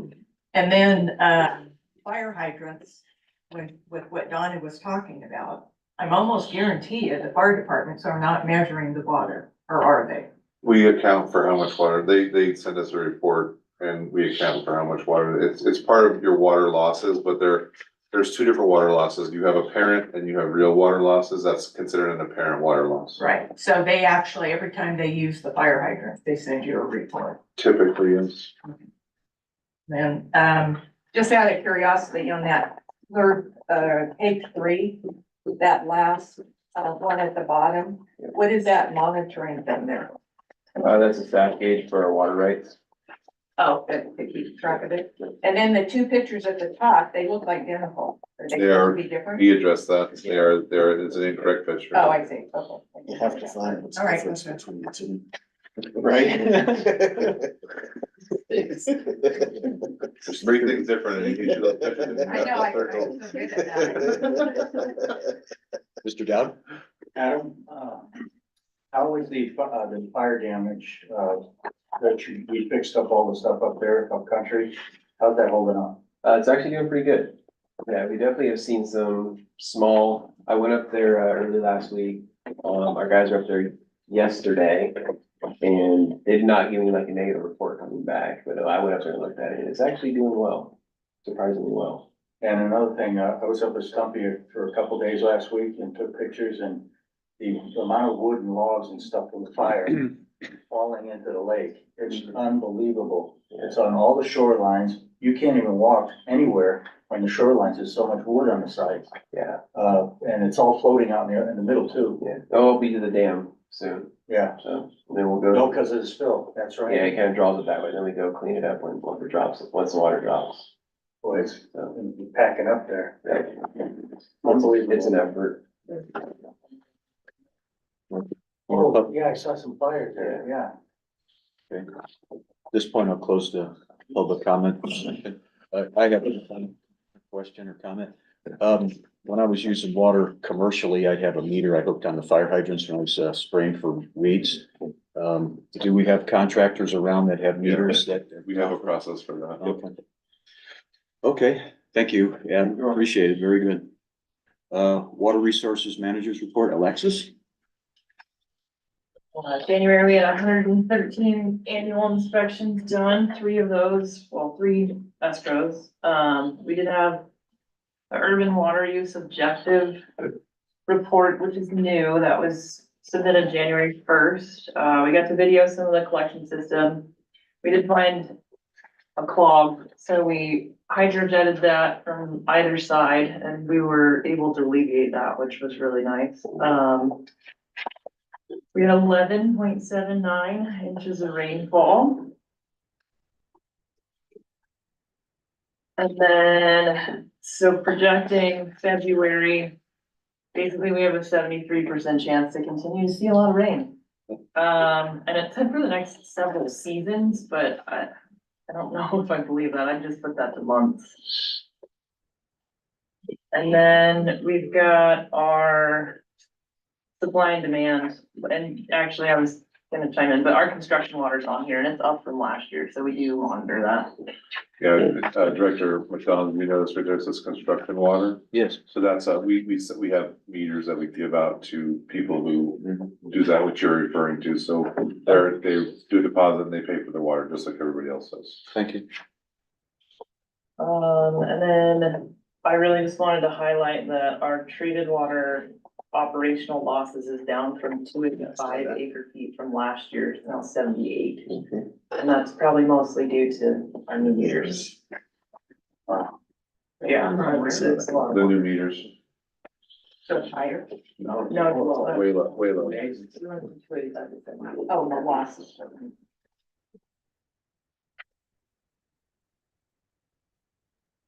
Can you confirm, the components of operation or operation loss? That includes, Leaks. leakage through and also fire hydrants, Yep. both of those, and anything Flushing, else? we just went over. this Flushing, before. yeah, so those That- 3 things. That could be one of them, meter leaks, breaks. That's in other operations. Does this no longer count the, seepage from the canals? Is that not a fair analogy? That This is, was just, treated water this is just only, the okay. treated. Yep. it does on the report still though, the second line does. Yeah, so we've got our raw water, the You estimated. see other operational losses? That would be, That's law. what- That would be, okay. That would be what? leaks of the canals, of the raw water system. So that would be the second one. I had some. Oh, Director Saunders, please. So first, thanks for putting in the water and demand summary, and it looks like we're on track, to have, not make any, adjustments to the water shortage contingency plan based on this. The other thing I had was if we could have the urban water objective, if that report could be in next month as well, so we can take a look at that. And, yeah, she commented on the same thing. I saw that we, went down significantly in our treated water losses, which is probably due to the automatic meters, so that was, continues to show, benefits, and the people that may have seen increases in their, water bills, it's probably due to more accurate meters as opposed to, I mean, the rates haven't gone up, so I know some people said they saw increases in their bills, and that's probably what it's due to. Yeah, that was all I had for this one. Like to open up to the public. Mr. Dow. I got a question, Mike, we haven't had a raise in our bills in like, what, 5 years, because of COVID and everything. Financially, how are we doing? We're doing pretty good, right? We're doing well, but we have to look at the next 5 years, so we'll have a rate study, which I think went out already. Coming in the The next report. RFP will go out for a rate study and we'll check and see where we are. We've done all the work, so we have the castle study, the salary study, the assessment controls, everything we complained about the last rate study. We've done studies and looked into, we did ALT stuff, so we have all the data to look forward. So when we do our next rate study, we'll have actual data to present to everybody, so. Yeah, just remember, we got people out here, you know, that depend on the water and don't have much money, so. Yep. Gotta keep things level. We'll be happy. Mhm. Thank you. I'll now close the public comment section. Now we have the GM's report. I'll just do some high level notes here. Of note, the legislative session did begin January 3rd. Met a few different with a few different groups. As I stated before, continue to meet with the solar Sweetwater. I have a quick spreadsheet I'd like to go over with the board. Some good news that might be of interest. We are working on a feasibility study with Congressman Kiley's office, and WRDA is WRDA, Water Resource Development Act. So what we're asking for is approximately $1 million to look at increasing water supply, hydroelectric capacity and other things in the upper country area so that we can continue to provide a good service and we can also generate a greater water supply for the district. Some upcoming activities, I'll be continuing my JPI Leadership Essentials course. That'll be February 29th and March 1st. And then I think everyone got invited to the CSDA Legislator of the Year presentation that will be held at EID on February 15th. I will be in attendance because Senator Gill, who was generous enough to give us some funding, is going to be receiving that award, and I would like to be there to give our support as a district. An informational piece of an item. I'm gonna start with one that's not written down here. Staff purchased an equipment trailer on Thursday or Friday last week. Unfortunately, it didn't make it into this report because this report was already submitted beforehand. This is to be able to utilize and tow the equipment that we are going to be talking about in the next couple items that has to do with the Cal Fair grant. This was to be safe. We have a 20K trailer, and unfortunately, some of the pieces of equipment are about 21 to 22,000 pounds. So legally, we needed to have a 30K trailer here at the district. So our plan is to pick up this trailer and then surplus out the 20K trailer that we have. So it'll be a 1-for-1 trade. We shouldn't see a loss of any funding. Something that we're also noticing in related to this is we have Unit 17, which is also known as the top kick dump truck, or a Chevy top kick, has been increasingly had increasing repair costs. So since 2022, it's cost us approximately $17,000 to keep it operational. We lost it for 63 days last year. Unfortunately, it's not in service right now because of repairs that are needed. Something that we are addressing and trying to look at is how we replace this unit. Something that we've discussed in the past is a potential 10-wheel dump truck. We are still trying to figure out where or how we do this. If we can do this, our budget that we are looking at to see if this is usable or doable is between $100,000 and $110,000. Currently, there is about $40,000 in that surplus account that we've been developing from other equipment. If we were to surplus Unit 17, we estimate between $6,000 and $12,000, which would be a total of about $50,000. And so the district outlay would be between 50 and 60K. So I'm not asking for anything today. All this is informational, something that we'll come back with at a later date, but it is something that we need to address in the near future. This will also help the district with the new equipment that is being purchased to make sure it's usable, movable, and the district can get its work done. If you want to go down to the next, did anyone ask you questions about the GM report before I do the solar stuff? Yeah. Will CARB require an EV component possibility for that? No, not yet. We've applied, we are applying for a 3-year extension, so we are not anticipating that. Go ahead, Director Sim. On that repair cost, is that also include rental costs when the thing is down? No. When we have equipment go in, are we having a line item for rental costs? Yes, we have it in the budget for rental. We have a line item for rental equipment in the budget, yes. And you're saying this one has never triggered you to have a rental? Oh, no. You asked me if the costs were in there. They But are that not. 17,000 is That part is, of that. it would be more than $17,000. It would be 17,000 plus. Currently, it's about $2,500 a month to rent a comparable unit. Okay, thank you. And you're renting one right now, as a matter of fact. That is correct. Just the clarification is that, to purchase the dump truck requires board approval, correct? It does. Okay. That's why this is strictly informational. It is, just wanting to give you, where we're at, because we have an issue and we need to address it at a later date. Yeah, we will not be going to buy a dump truck without board approval. Just making sure.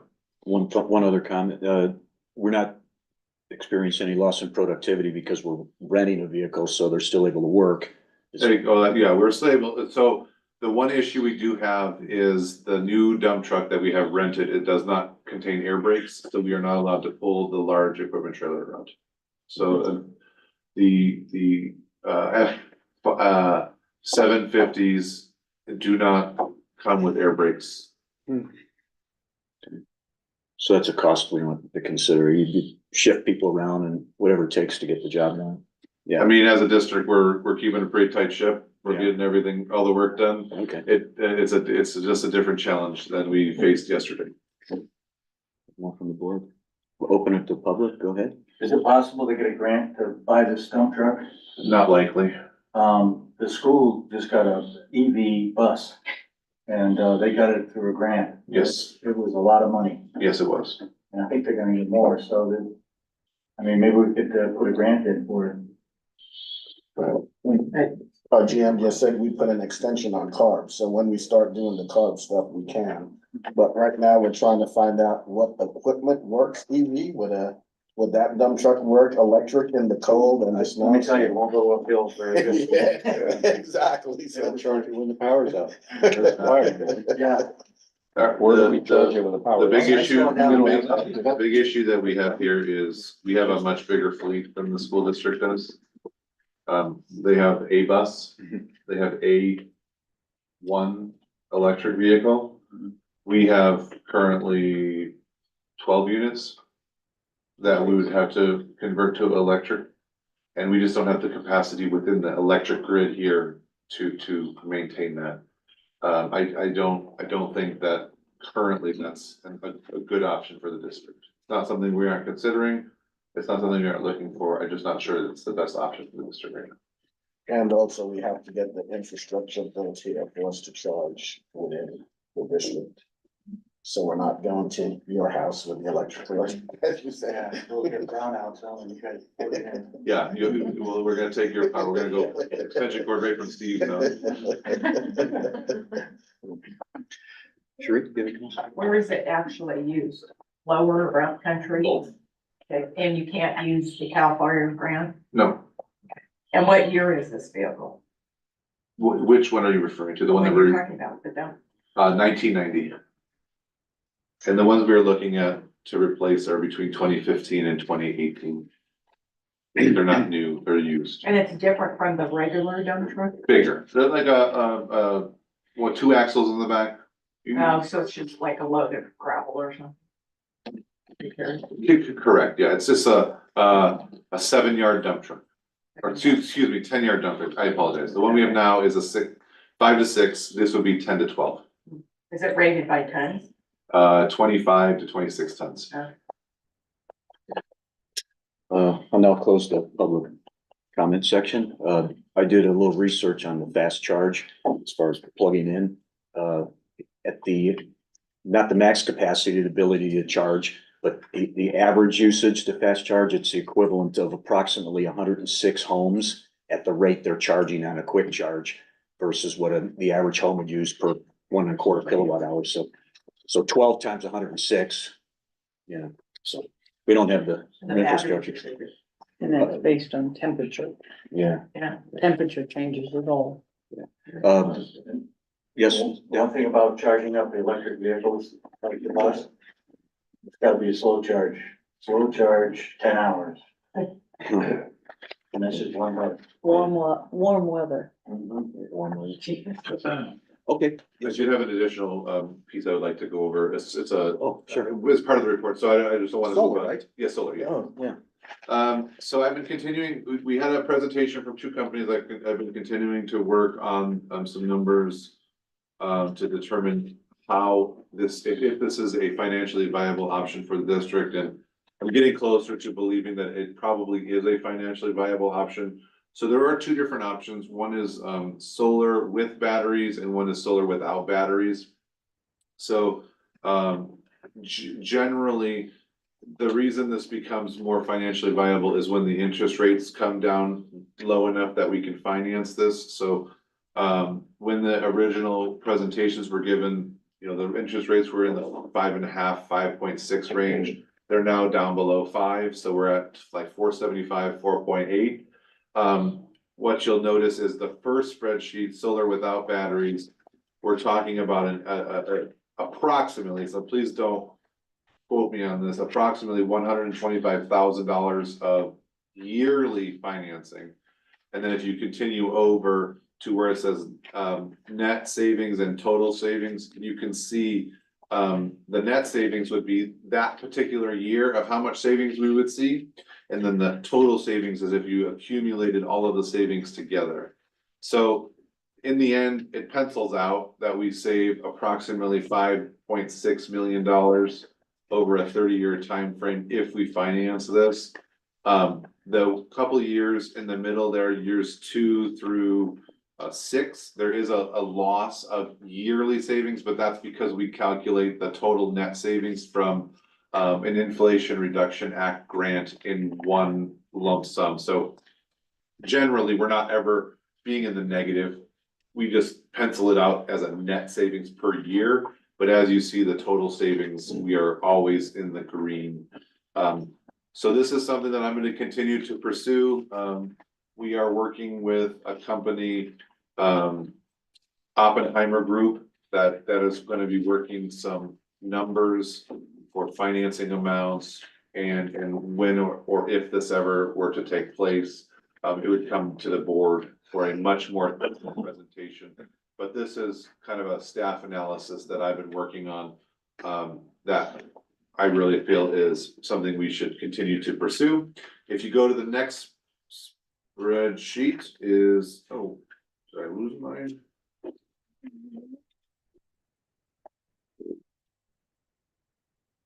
I have a white page, so I'm gonna just go off of what I have here. Yeah, I'm not sure what happened. So anyway, solar with batteries. So the only reason, and the only way we would do solar with batteries is if we were to get a grant for the battery portion. So that would be approximately $1.7 million grant, and this is called a DEBA grant, DEBA. Unfortunately, Director Stovall, I don't know what the acronym stands for there. So you have some homework. I just know that it's a DEBA grant. And what you'll see there is that generally, it pencils out even better for the district at about approximately $8.5 million over the 30-year program. The only issue on this one is the net cost in year 15 is in the negative, and that is because of battery maintenance.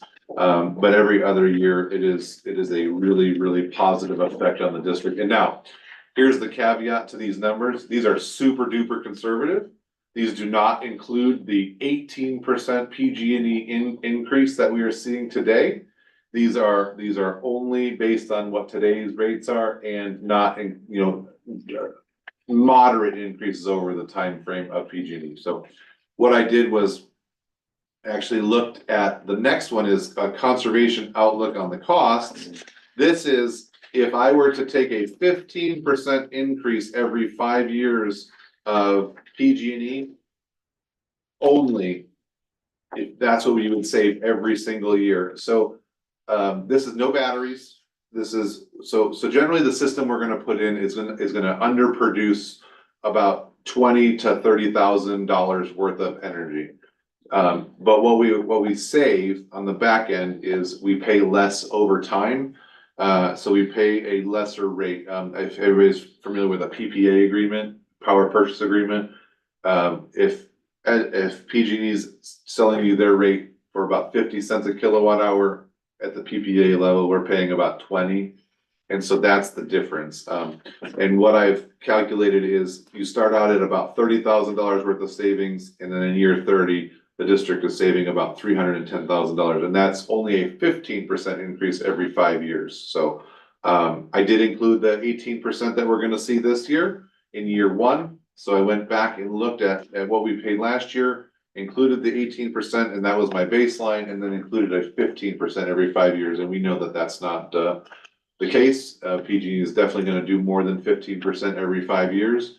So, these numbers would only go up. And so just looking at what we would save as a district over 30 years, it'd be $4.2 million. And that is a very, very conservative estimate. Doesn't include any of the other, issues, but this is just kind of my, I would say, back of the napkin analysis that definitely needs to be, more thorough, but will be more thorough as we receive better financing terms and, we start working with this other company. Aren't these numbers more linear on the savings and the PG&E increase? They jump up every 5 years. Yeah, that's why I did some math myself to include a PG&E rate increase, just so you can see if we had a 15% increase every 5 years, this is generally what it would look like. Okay.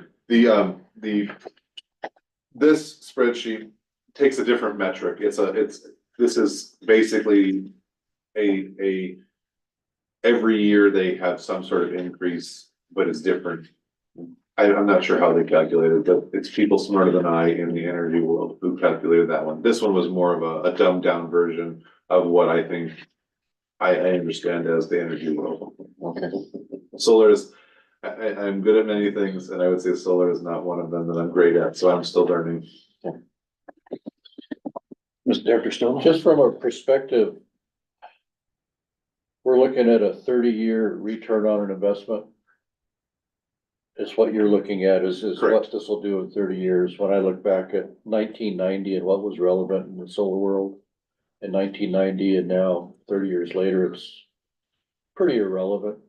As a board member, I'd rather look at 20 years. Because So- I think within the solar industry, things are gonna change, and also within the electrical industry, whether it's fusion or whatever, that 30 years to me to look at a return on investment is a bit long for me to look at for ratepayers. So I'd like to see kind of where it is at 20 years. Well, you can, it's in there, so that's why I have it included as, in here under solar without batteries, under the 20 years. So you could generally change it at any point, once you've paid off the loan. Basically, we own it for the next 10 years and we still have the warranty associated with it. So after 20 years, you'd save approximately $1.3 million. It's that 10 years after you've paid off the financing that you start to really see the savings for the district. No, And that's a $1.3 billion return on what kind of loan? What are we paying? I mean, does that include? It's $1.7 million is the loan. So we'll invest 1.7 and get 1.3 Yeah, but that, yeah, gain on that. correct. And that's very, like I said, Over 20 right. years, that doesn't.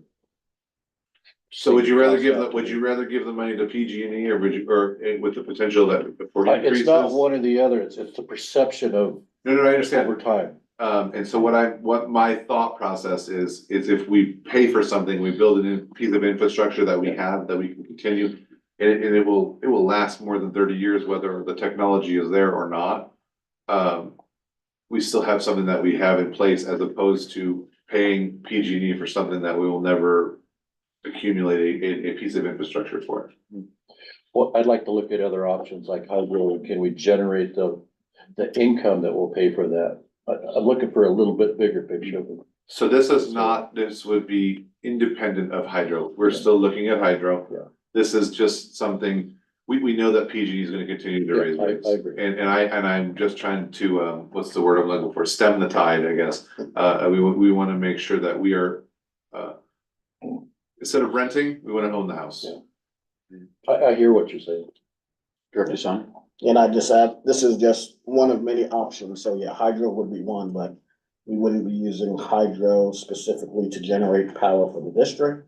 So this is an offset of cost, because, I mean, we've looked at I know you've signed the checks and you see how much it costs for our PG&E bill. Okay. So this will be an offset on that, and that's a big plus over time, and it's also the same way we diversified our investments and savings.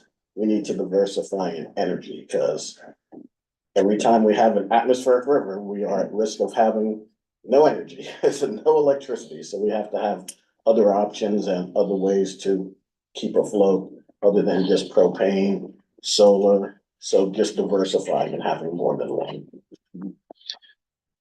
Director Thorne. Speaking of the hydro, the outfit that runs it, we're looking for operators right now.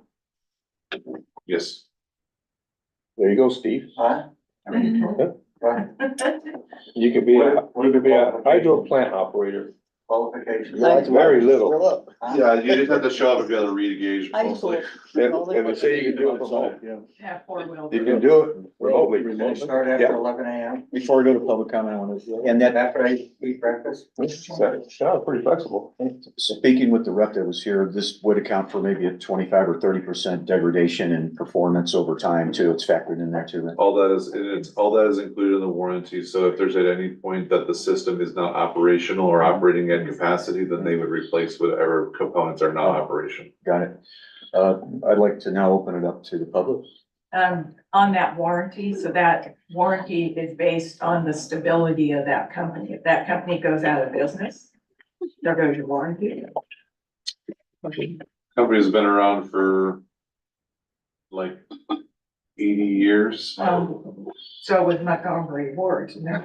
I'm just saying that, Yeah, but it's a different model. I Right, understand, I but understand what you're saying. Yeah, everything is a risk. I mean, right, Facebook could close tomorrow because they just don't want to do Facebook anymore, but you know. well, but then we would be responsible for all damages, wind damage, like you said, your solar fell off the roof, you know. I'm just saying. Yes, you are 100% correct. I mean, but you inherit that risk with just about any company that you work with, so. I mean, those are kind of known risks that we have to understand. Just like the investments, CDs, treasuries, or Well, yeah, there is. whether it's 80 years in business or, you know, the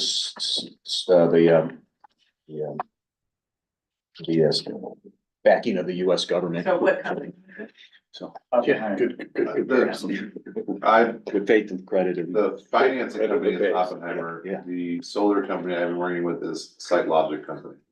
Right. they did the thing, you did. Oh, so they're one of the two. They're one of the two. Oh. does that conclude your It presentation? does. Could I indulge, could you indulge me for a second to use the restroom? Sure.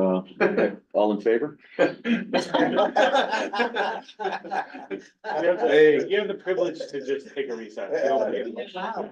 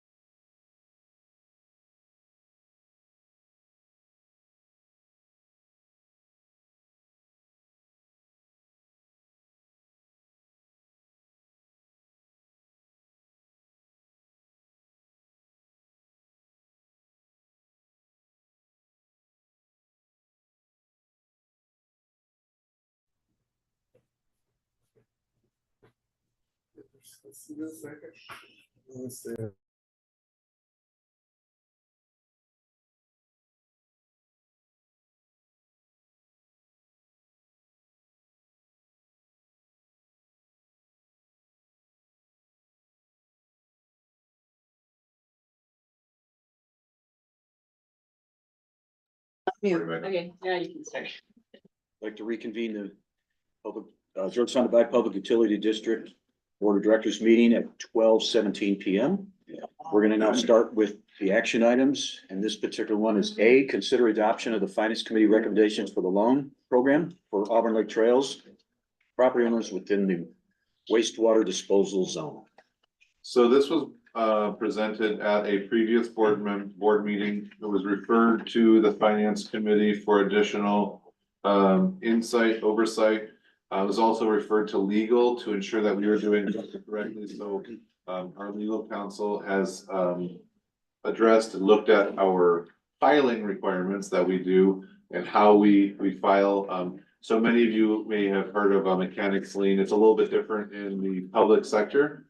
We do file this with the county, so it is just under a different qualification. I'll let him address that in a moment. One of the things that were just being discussed was what is the income qualifications for this?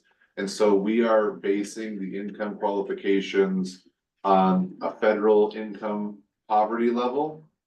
The reason that this metric was chosen by the finance committee was it is also utilized by the Low Income Housing Water Assistance Program, or the LEWAP program that you heard about earlier.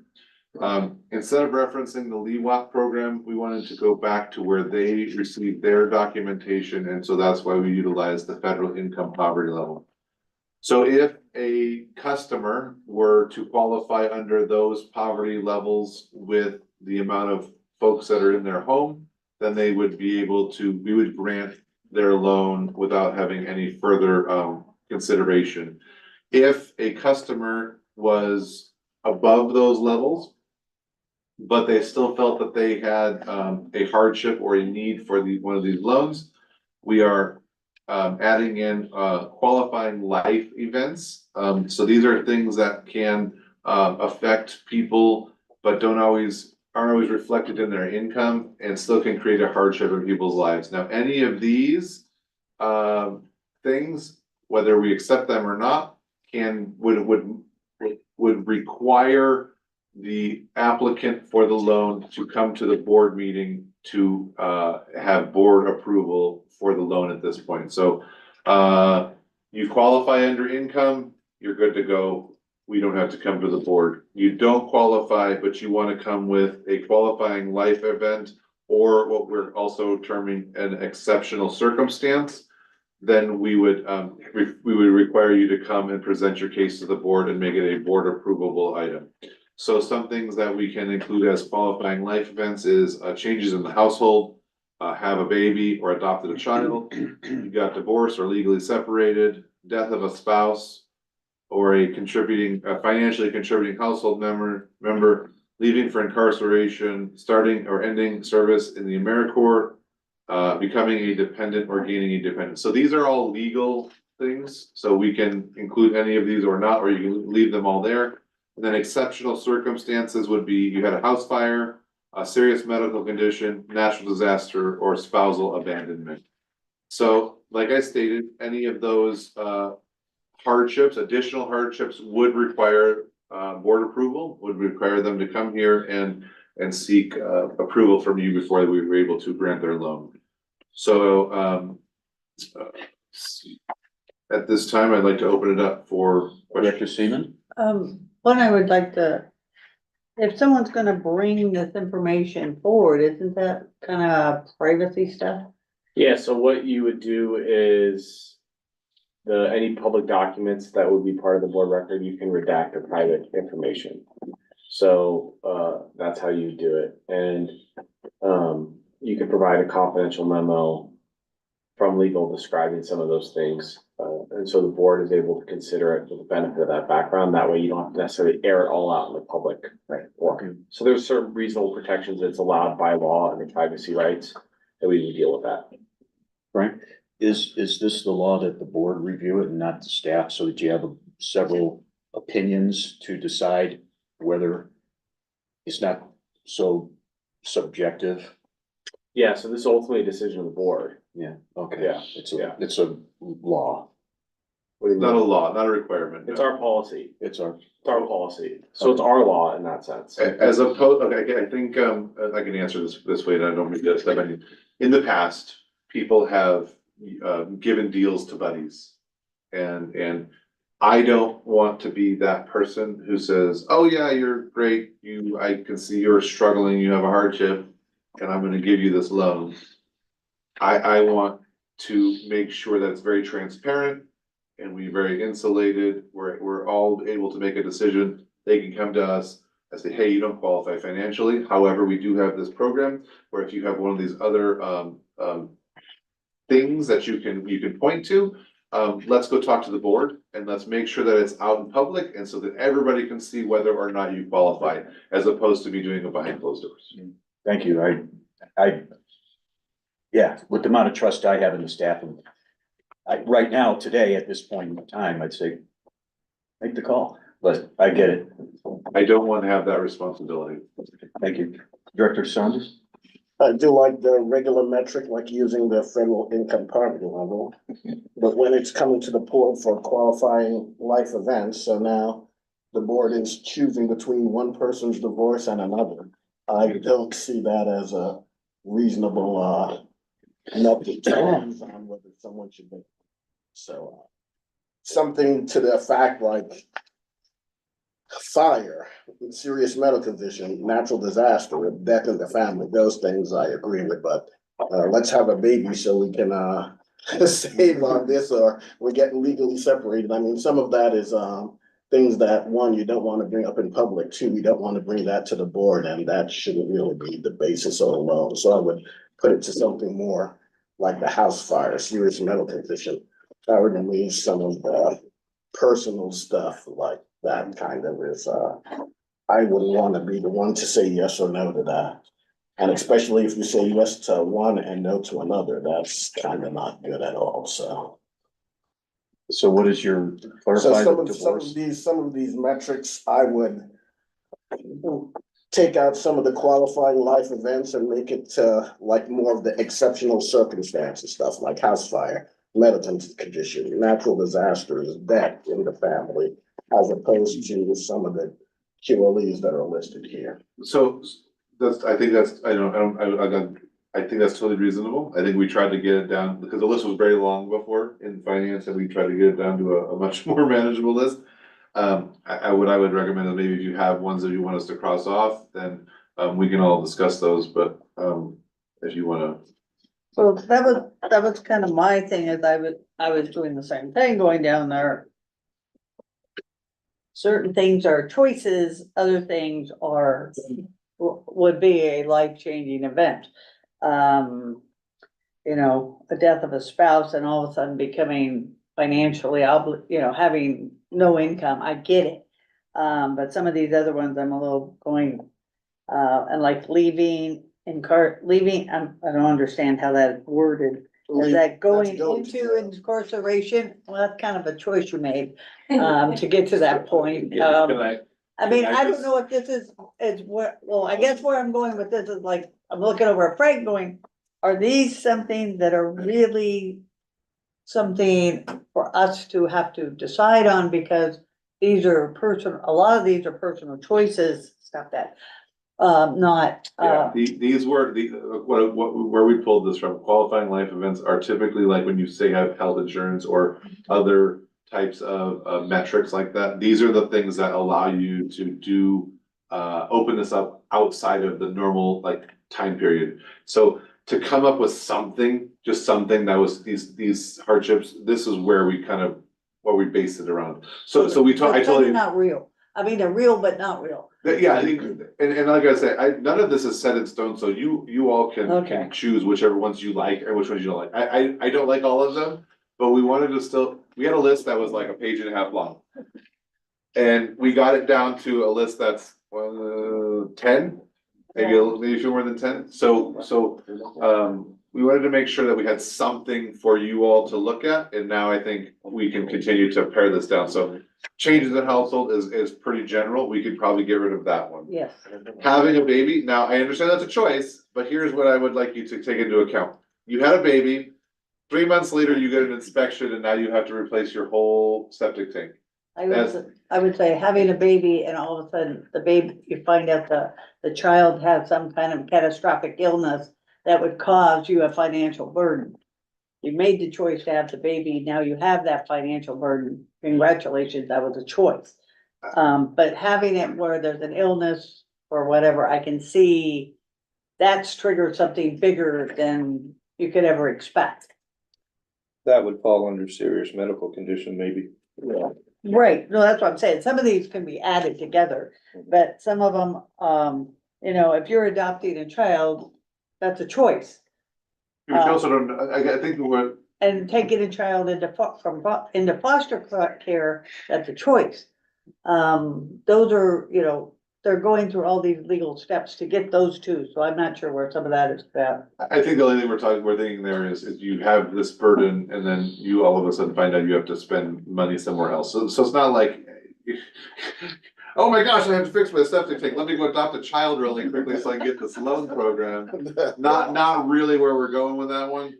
No, but I'm saying if you're in the process or whatever, and you find out you are financially unable, then that is a disclosure you should be giving to these respective Yeah, agencies. but you don't know you're not financially viable. That's what I think you're putting the cart before the horse there. What I'm trying to say is that you had a baby in January, and then in May, you realize that, oh my gosh, I can't afford to have my septic tank replaced, but I still have a new baby. And those aren't related, but they are related in the sense that you have this additional financial burden that you didn't anticipate when you had the child. Or I guess the other thing to look at this in the bigger picture, what I'm trying to get out of the gutter on that one, is that what are we doing for the betterment of water quality? So we're trying to get these people to fix their problem. And what is it gonna take to, Yeah, get them to do the right thing? well, if they have I mean, a it's not like we're gonna kick them out of the house. they have a broken septic or they have a fixed septic and a loan. Right. Well, then keep the baby, just get a divorce. I'm gonna bring someone, I'm gonna have to be in the round. And they robin qualify. here. I'm gonna be in the round robin here. Unlike Michael, who hadn't had a life experience about divorce. Okay, I mean, I'm just saying, if it was just a one person making this call, they might not have this frame of reference, but a little transparency. I thought I was happily married. I came home from a business trip as an aerospace engineer. I come home to an empty house, abandoned, kids gone, dear John letter, restraining orders and divorce papers. Accounts frozen. I had tons of money in the bank. I was an investment advisor. The company I was working for, I knew he was cheating on some documents. He laid me off because he knew I couldn't fight while I was already down. He laid me off. I couldn't manage my clients' accounts. I can't even manage my own life now. I had to find attorneys. All my accounts are frozen. I was going to the food bank to get paper sacks full of food. I had all this money in the bank. They were froze for a year. Anyway, I lost my kids, everything, my life. I don't have any money. I couldn't even feed my cats. And so I would have needed a loan. So I'm just saying, it's not just a matter of we went to counseling for 2 years, it wouldn't work out, and we planned this whole thing. It was like abandonment. So I'm just saying, that's the other end of somebody going through a divorce. You don't, it's not your choice, so. But then I think that shows up under the poverty level if you had all your accounts frozen. Yeah, So so what I'm saying is, the standard should be the exceptional, circumstances, because everything else does put it into the kind of good old boy category. Whose divorce are whose life circumstances are we valuing over others? Where the exceptional ones are a little more cut and dry. Right, the only thing I would throw in is, let's just say that, I'm not hoping this ever happens, but let's say there are several homes in ALT that are ruined by a fire. So now we have 10 houses that need this loan because they need to replace their tanks. Yeah, And that's our only qualifier. We're like, oh shoot, now everybody. Oh, no, this was part two. I'm just saying we gotta keep like a couple other options. Right. Because maybe your house burned down and you didn't have insurance, and then maybe your house burned down, but you're really rich and you're like. Take a loan, because I wanna put my pool back in. So yeah, maybe number two also looks at the monetary values as well, that the assets that they have, if they're capable of paying. Yeah. I mean, I know, a lot of these are a little funky, the qualifying life stuff, but it's just kind of a tiered system, right? Like, we don't wanna put everybody. Yep. Should have Elon Musk saying, my house burned down. Yeah. I just moved into ALC. Give me that letter. I see what you're saying. And some of I the, think you're gonna take the whole picture though, you're gonna look at income level and you're gonna look at this, so it's not just a qualifying life event. Yeah. And then when you say, why are we giving it to this divorced person but not this other divorced person is, you know, for a family of four, you're looking at, I think it's like $7,500 a month is what the level is. You make like 82 and you got a divorce, like, or you're looking at somebody who's like at 20 and they got a divorce. Are you gonna say yay to the, or you're gonna say yes to the 82, but no to the 20? I think that's very reasonable. And I think you're just trying to get some additional metric if people are just barely outside of that income level, because that's a real thing that not, you know. I'm sorry, I'm not trying, I see your hand, No, I saw her in the queue. yeah, the only thing which I have my own personal pet peeve is when people have low income levels, but then they own their house outright. Where they have assets that are out there that could be pulled upon. That's the only thing is you know, other income that is out there. I mean, I totally understand what you're saying, and unfortunately, that's not something that is quantifiable always. That's. Well, the loan program also isn't that great of a catch. I just go, you got like a year of the interest free and then you get slammed pretty much. It's like, It's a 7% interest rate, so it's not great. It's not amazing. Yeah, We're I'm not gonna get giving divorced. people money. Yeah. So there's that to take into I'm gonna consideration. have a baby I now. need a second, I think I'm gonna adopt all the kids.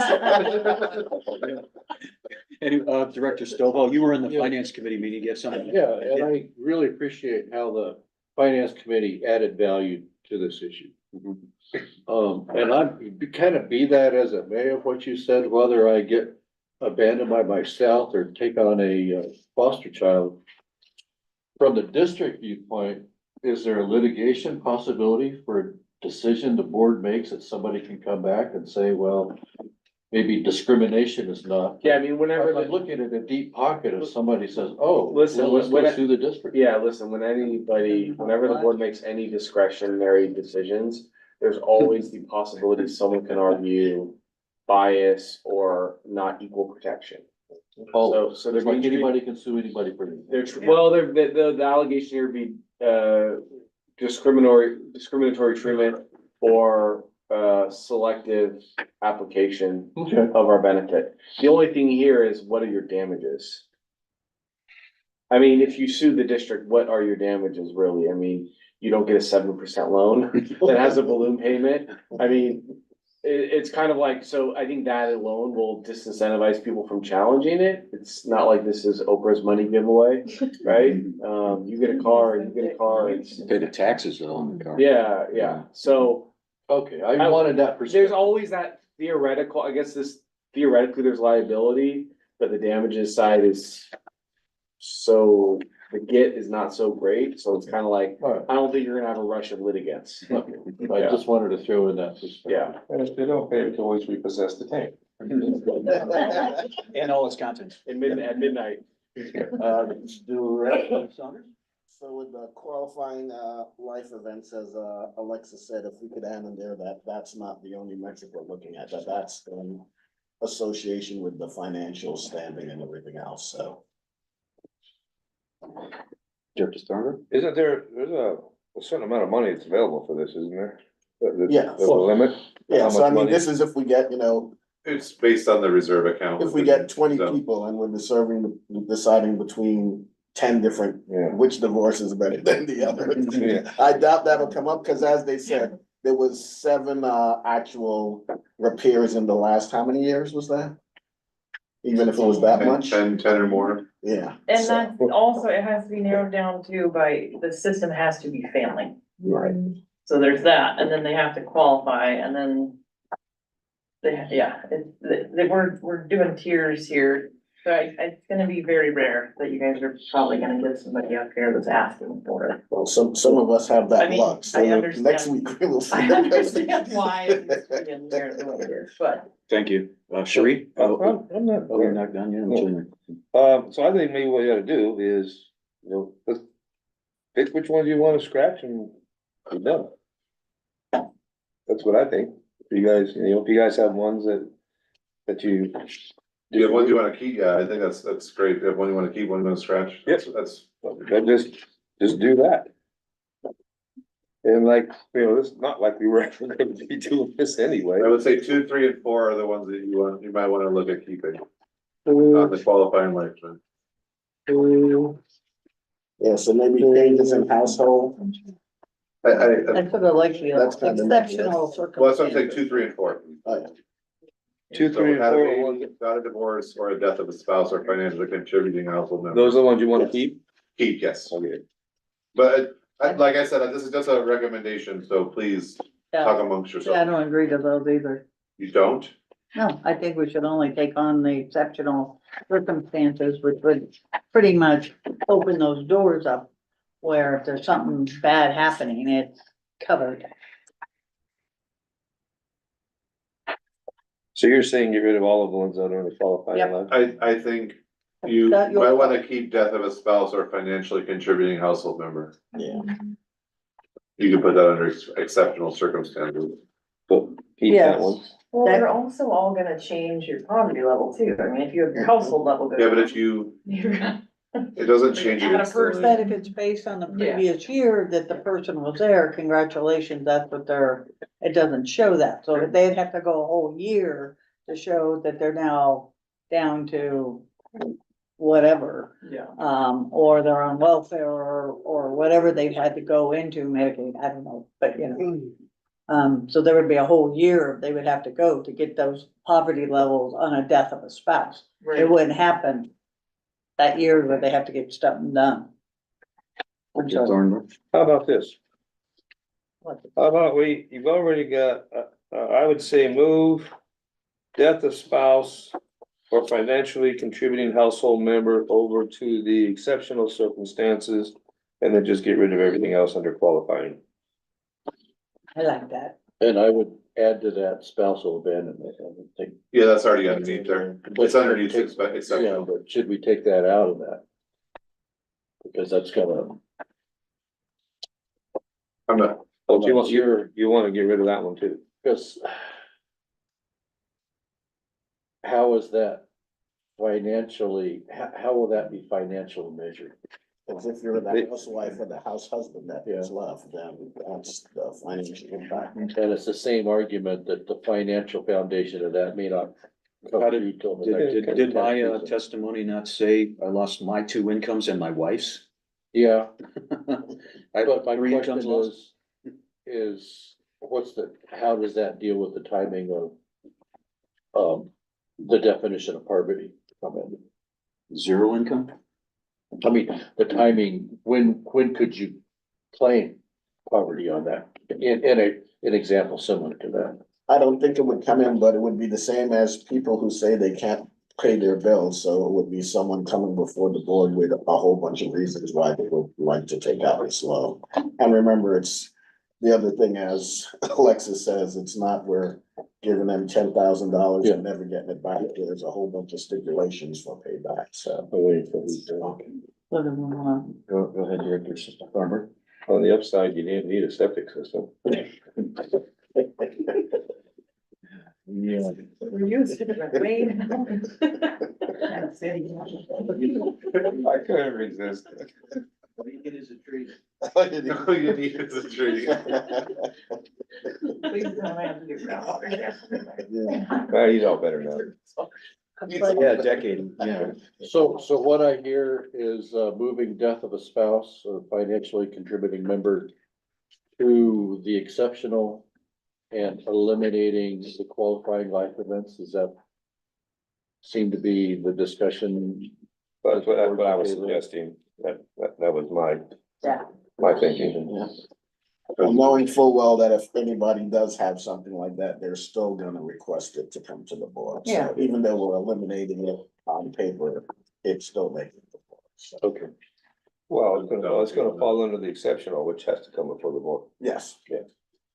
Okay, I'd like to now open it to the public. Okay, simple solution. Just get rid of all the descriptions and either put decrease in income and or increase in expenses down under the other, like, just don't describe life things. And you're not discriminating. You're going by their income and expenses. I don't know if you have a matrix or something for percent decrease or increase, I don't know. That's already covered under when they have to qualify for it, when they look at the income and stuff. So their income and expenses, all that, they have to get beyond that. Okay, And I mean, if they fall within that qualifications, then no problem. okay, but I asked at the finance committee meeting, if somebody doesn't have the low income, do the other things, the exceptional things come into play without, so there was not a clear answer on that. Yeah, we answered exactly what we're talking about today, that's if you do not qualify, it's at a certain income level, then you have to have some other metric to Right. come to the board to Correct. obtain this loan. That is exactly what I said to you in the finance committee. Right, but what I was trying to get, so that means I could make $100,000 a year, have all kinds of expenses and a lot of things, and then I would qualify under section 2. Yeah, yes, exactly what I said, 100%. Okay, And so $100,000, if you had 10 kids, you still would qualify under LEAP. right, but I'm talking if you had. But you just used $100,000, so I'm trying I'm to, just saying for one person, just say, and you wouldn't qualify under that. I'm just asking.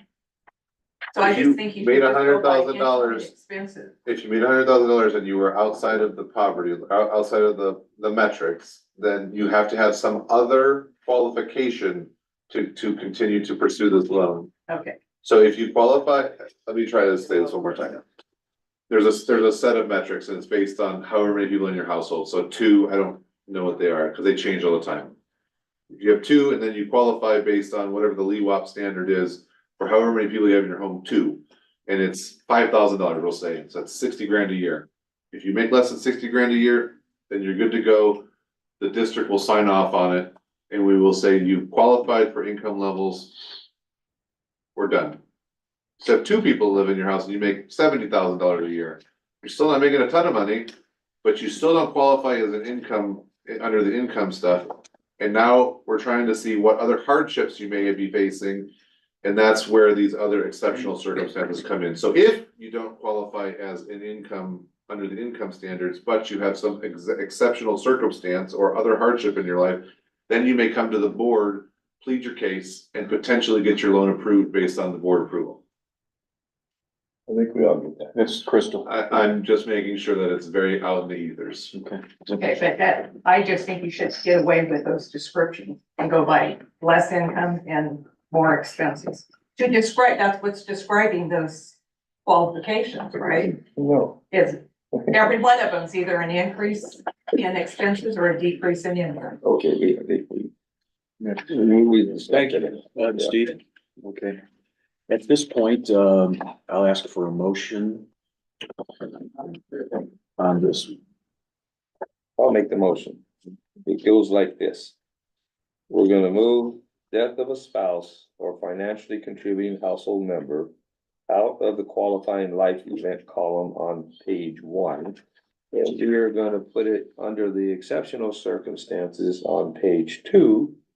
And then we're gonna just eliminate all the other items that fall under the qualifying life event column. Is that long enough? I second that. Yeah. Seconded by. Yeah, no, that's fair.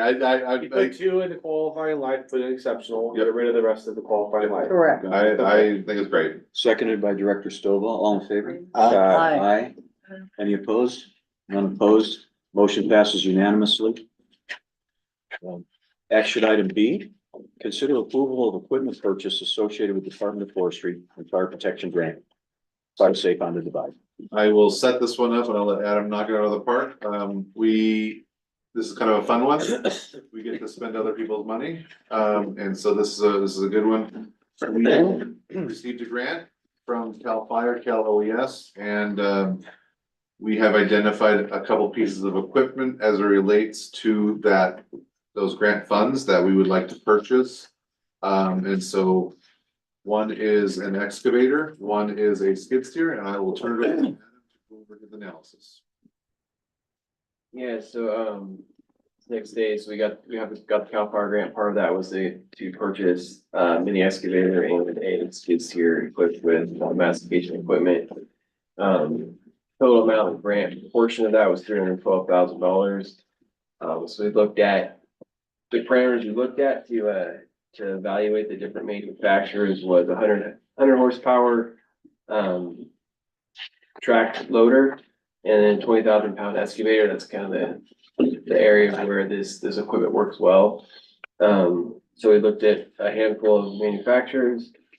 And we utilized Sourcewell contract pricing, so it's a competitive bid process that they go through to get these prices. So we're a member of that. The manufacturers are a member of that. A couple of them didn't have that. We just put them in there for comparison purposes. They didn't have a specific contract to be able to bid that piece of equipment. So all said and done, the track skid loader, the best fits the district's needs and, you know, cost wise, capability wise, with the John Deere 333G. We've had experiences with, this equipment before, we've rented this before. Like that goes well. We haven't had an issue with it. We haven't ran masticating equipment. That would be new. And the next mini excavator, the Volvo ECR 88, which we often have rented that piece of equipment. Did a lot of work with that this last couple go arounds with some work we did up country, and we were happy with that as well. So key things we looked at kind of was some safety equipment that came with the type of hydraulics, specifically the mini excavator. Is how the machine operates with the masticating head. So that one does have, I guess most of them have, like, they have multiple pumps. They kind of prioritize which function goes where. Volvo has a dedicated pump for that, the attachments on the boom. So, you know, cost wise, functionality wise, you know, feel those will fit within the district's needs and achieve what we're looking for in the Cal Fire grant. So fiscal impact, obviously Nick said this is, you know, not our money up front. There will be maintenance costs, you know, operation and maintenance costs, you know, year after year. So estimated for each piece of equipment, $6,000 to $8,000, which would typically include, you know, your annual maintenance. And then, you know, we're gonna have maintenance on those cutting heads, if it's cutting teeth or whatever it is to do. It's more of an intensive process, you know, actually masticating than your regular digging a trench or something like that. We also looked at the warranty associated with them. All of them were 12 months, 1,000, 2,000 hour warranties. I think the cat track loader had 24 months, but that was a lot more out of our price range.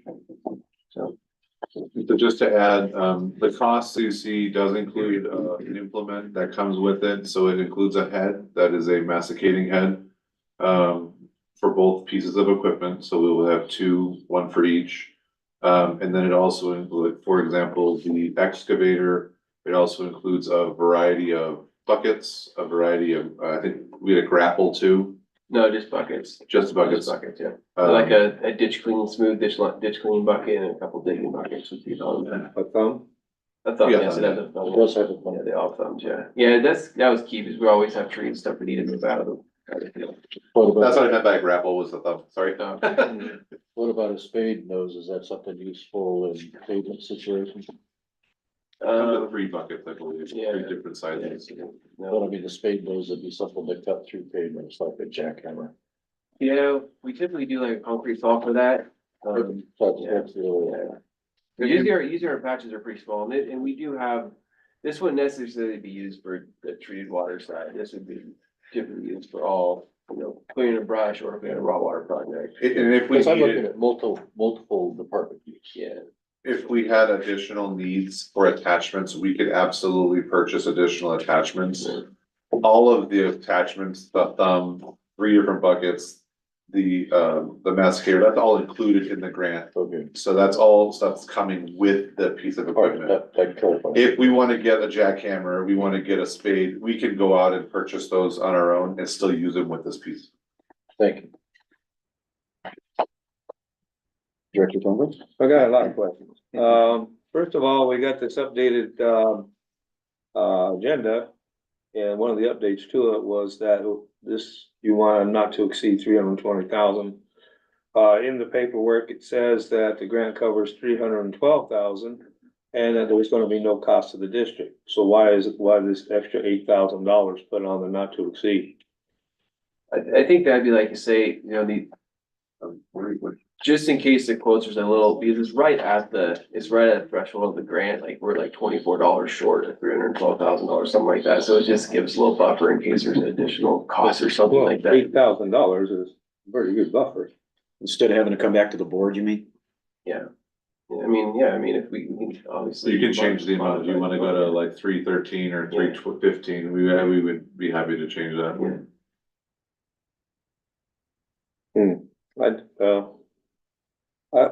It says in here there's no cost to the district. I think the 320, number is, all the equipment costs for the entire grant, am I correct in saying that? Cause we are purchasing other pieces of equipment, hand tools, chainsaws, stuff like that, that is also included in this. So But that that's was, gonna exceed the amount that it says that the grant covers. Grant covers 312 and then also. but we're not spending we're not spending 320, we're spending 154 plus 157. Just the 312 is only for just big equipment. big equipment, that's the equipment. But that's what this agenda item for is this equipment. Yes, Okay, so my point being, it says in here, it's not gonna cost the district any money. Right. It also says the max amount of money the grant's gonna cover is $312,000. yes. Okay. So, That'd be my point. but okay, I understand, I'm following what you're saying. Okay, good. The 320 comes from the grant as well, that there's 320 available for equipment purchases. And I'm not gonna, So the max grant isn't 312, it's it's 320. 312 for these 2 pieces of equipment, and then the additional $8,000 is for other equipment as well. We're not talking about the other equipment today, but we're asking for authorization for the 320 because that's the total equipment authorization, so the $24, we're gonna submit that to the state, and even though it's over the 312, it's $312.24, it's $312.24, basically. $312,024. You're contradicting yourself. Now you're saying that the limit for the grant's gonna pay is 320. Because you're gonna get other equipment as well that you're not gonna bring before the board at this time.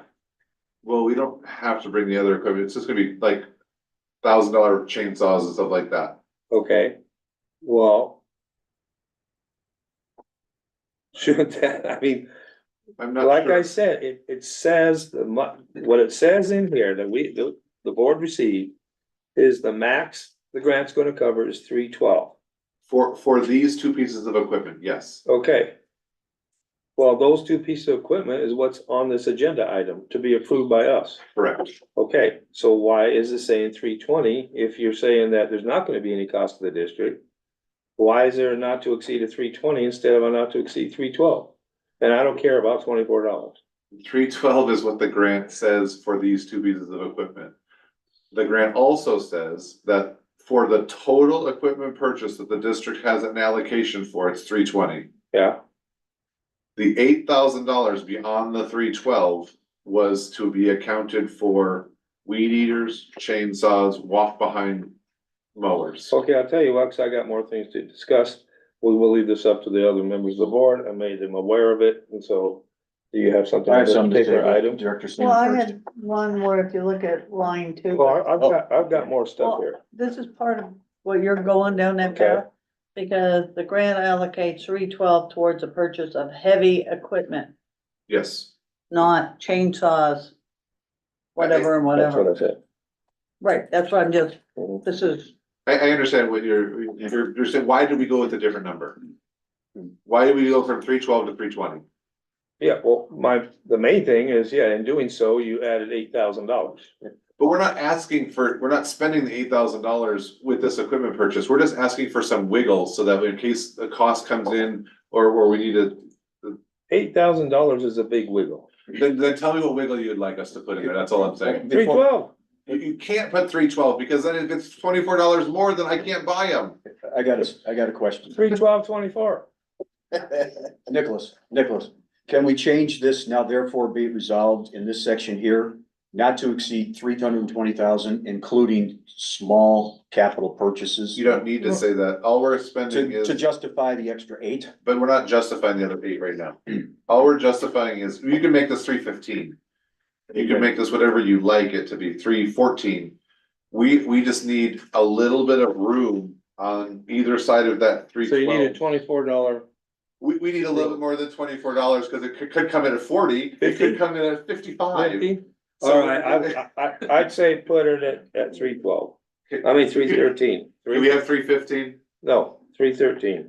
I would, Sounds like an auction. I would ask for reason of 315. Yeah, I We are would- only I would- gonna spend the 312, If I could chime in, let's not make our grant difficult. This is money that we have awarded to us. We have a total of $320,000 for all equipment. If we go 315,000, that gives us 315,000 to make sure we Wait, get wait, these now, two. now you're saying something that's not in here. You said we got 320 we, For available all from the equipment, grant. For all equipment, For all we're spending $312,024 on these two. But if it comes in higher, if we set it at 315, it ensures our heavy equipment comes in at 315. And then that leaves us with the 5,000, whatever is gonna be spent on the rest of equipment, which doesn't need to come before the board, just the big heavy one does. So we wanna make sure we have enough money here so we can get the heavy equipment, because these two pieces of equipment are the most important pieces of the entire grant. I understand all of that, and I'm in agreement with all of that. All I'm saying is you don't go in and say, this grant covers $312,000. This, purchasing this stuff is not gonna cost the district a dime, and then all of a sudden, in the last minute, change the agenda to say $320,000. I think that's not what we're trying, that's not, we're not trying to say at any point, we're gonna spend $8,000 of the district's money. Okay, well, I'll just, like I said, I will leave that up to the other members. They can come up with suggestions for that one. Okay, I got another question is, okay, you said the warranty, what's the warranty again? The Volvo is what? 12 months, 2,000 hours. Okay, and what was the John Deere? I have to go look at the spreadsheet to know exactly, to remember exactly what that one was. They were all at least 12 months or 2,000 hours or 1,000 hours. I can't remember which. I could go get that right now. Okay, no, okay, so what about the mulching heads? I don't know off the top of my head on mulching heads. You don't know what the warranty is for that? No, off the top of my head, no. Okay, I would like to know that. Where is the nearest Volvo service center? Oh, no, back up. Under these warranties, do they come to us to Yeah. fix them? Or we don't have to take them? Yeah. Okay, and that's for all three items, the mulching heads, the Volvo? Yeah, well, it's four. Yeah, warranty, I wouldn't, yeah. I would Okay. imagine the mulching heads, warranties are the same. Yeah, About I would too. 12 months. But my question is, they come to us to repair these things under warranty. Okay, so where is the nearest Volvo, service center? In Sacramento. In Sacramento? How about John Deere?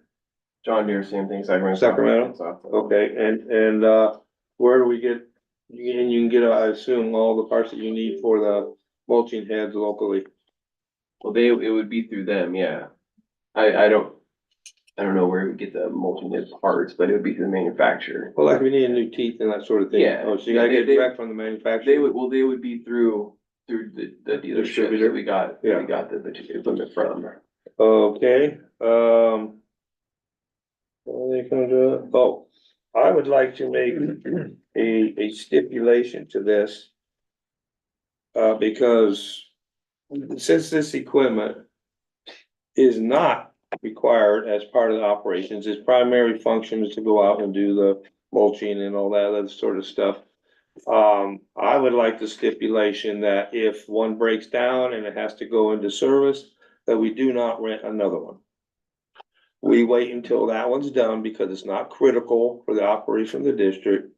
And that way we not increasing our operating costs by renting these things. Can I caveat that with something? Sure. We had to rent a similar size excavator Yeah, when we had the fire. yeah. So we've already had a need to rent one of these, and now I will totally understand that, you know, if this goes down, do I wanna rent one just to replace it for normal operations? Mhm. No, but there will be times that we may have to rent one if this is down because of extreme operations. How many other excavators do we have? Two Two? other Okay. ones. All right. And the reason we needed to rent a bigger one was because we had to move, large, heavy trees outside of the ditches. That was extenuating circumstances, also emergency situation, and that, I don't I have a just hate to problem put with a that. caveat, I hate to have some sort of restriction to put in there. I do not want, you saying, okay, well, okay, the machine's broke, we gotta take it to Sacramento or whatever, okay? And then we rent another one to use while this one's being fixed, when you're out there just mulching stuff. Well, for a year, we'll Okay. get one to use. Uh, Under the warranty period, we're gonna get one that we could probably use if it has to go in for an extended period. That's fine. What I'm saying is that I do not want us to rent that in order to do the mulching operation or do that sort of stuff while ours is in the shop, because these pieces of equipment are not necessary for normal operations. Critical. I mean, I agree with you some, but okay, so what about when we're clearing ditches?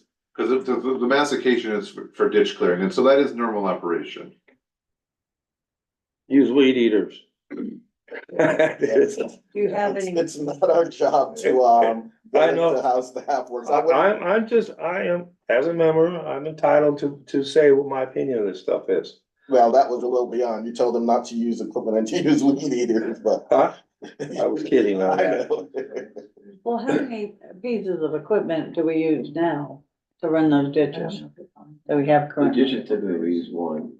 So you have one currently for use. Use one and then. I know you're gonna have two more Yeah. that will split, so now you're up to three. And really, when we do upcountry work, we always have to rent something because we don't have anything that's big enough. And this is big enough.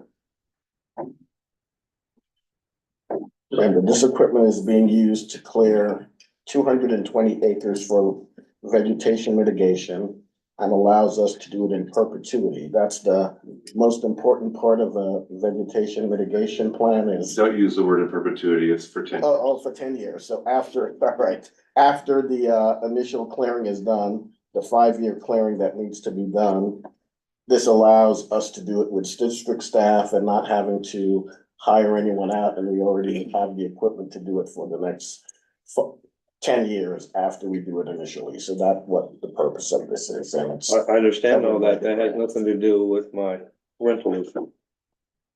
Now, I mean, what you could say, okay, go I ahead, just sorry. propose something. I think what you're saying is, listen, don't rent it unless it's critical to life, health and safety.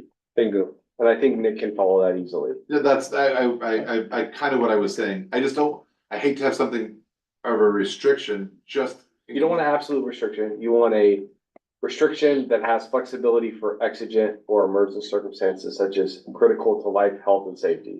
And that's when that other one was. That's when that other one was used, for life, health and Okay. safety. My last concern is, does this equipment, the skid steer, the excavator, and the mulching heads, that was come with, training And part of that is the maintenance that needs to be on it. Yeah, they come set everything up for us. They go through how to use it. How to use everything. Yep. The key issue that I'm concerned about is the maintenance part. Right. The maintenance has to be performed on these things. Yeah. And And that's part of why the whole cartograph, we've been really doing a very good job with those maintenance items and keeping track of them, making sure before anything's operated, we're doing that. And I think we're gonna work on some checklists too. And who's responsible for ensuring that's done? Myself and the field superintendent or whoever's the lead out there that day. Okay, well, I would assume the field superintendent. And lead, or lead operator. Okay, I think those are my concerns. Director Stovall? As I recall, part of this grant also funds labor to operate this machinery, and I thought there was a Not labor Galesburg or from something in us. The other portion of the grant is a forester and a company to come in and do initial clearing. So there's no labor costs. in Okay, this. would the company to come in be dependent on this equipment? No, they would not be using this equipment at all. Okay, thank you. Director Seaman? Okey-doke.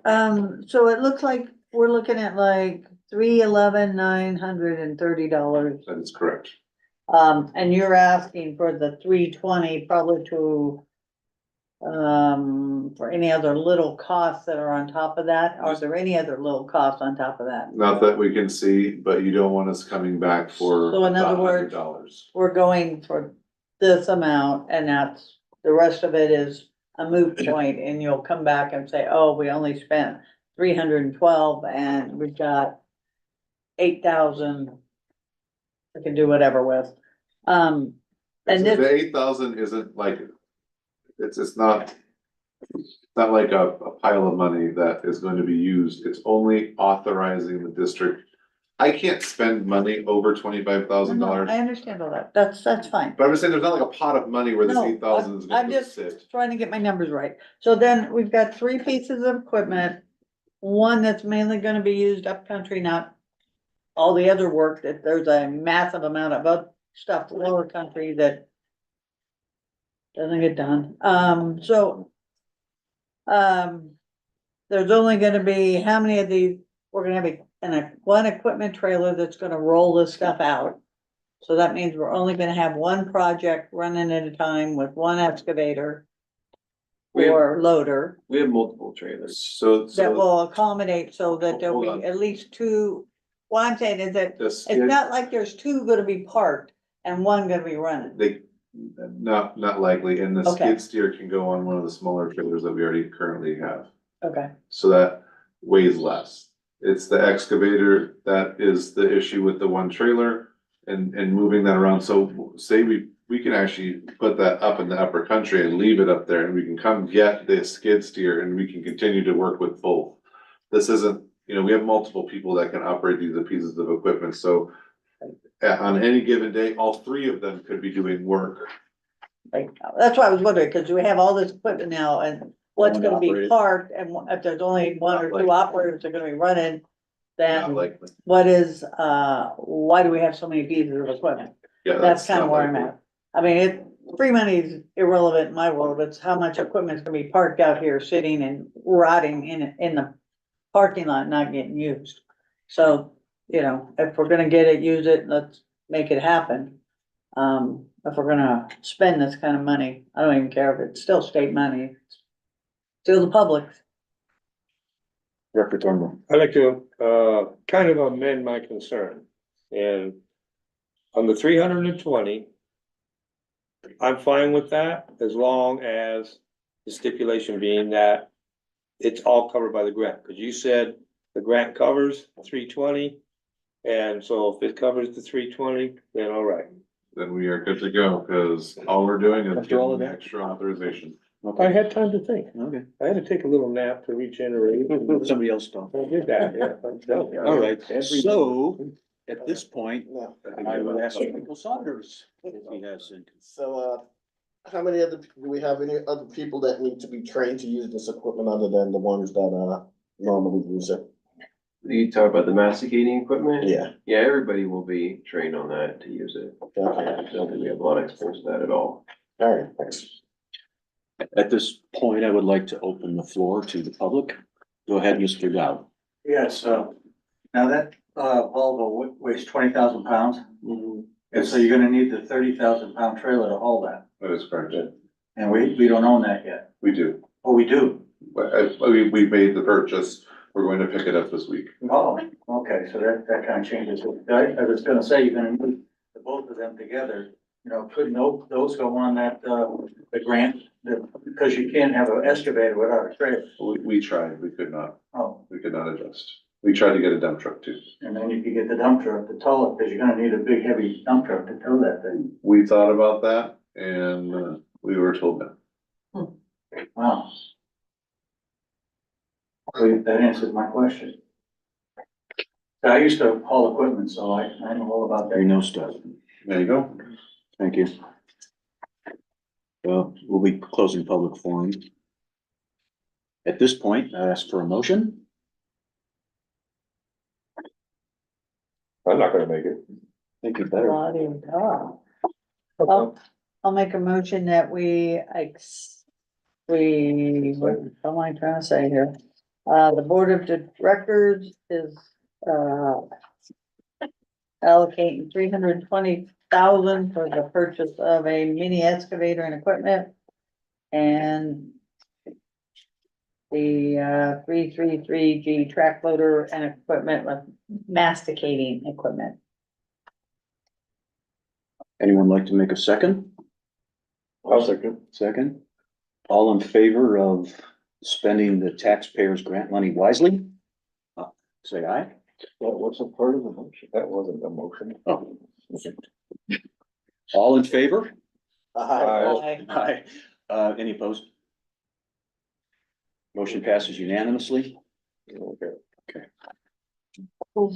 Item C, consider local agency formation commission of LAFCO annexation of parcel number 088-031-016 into the district.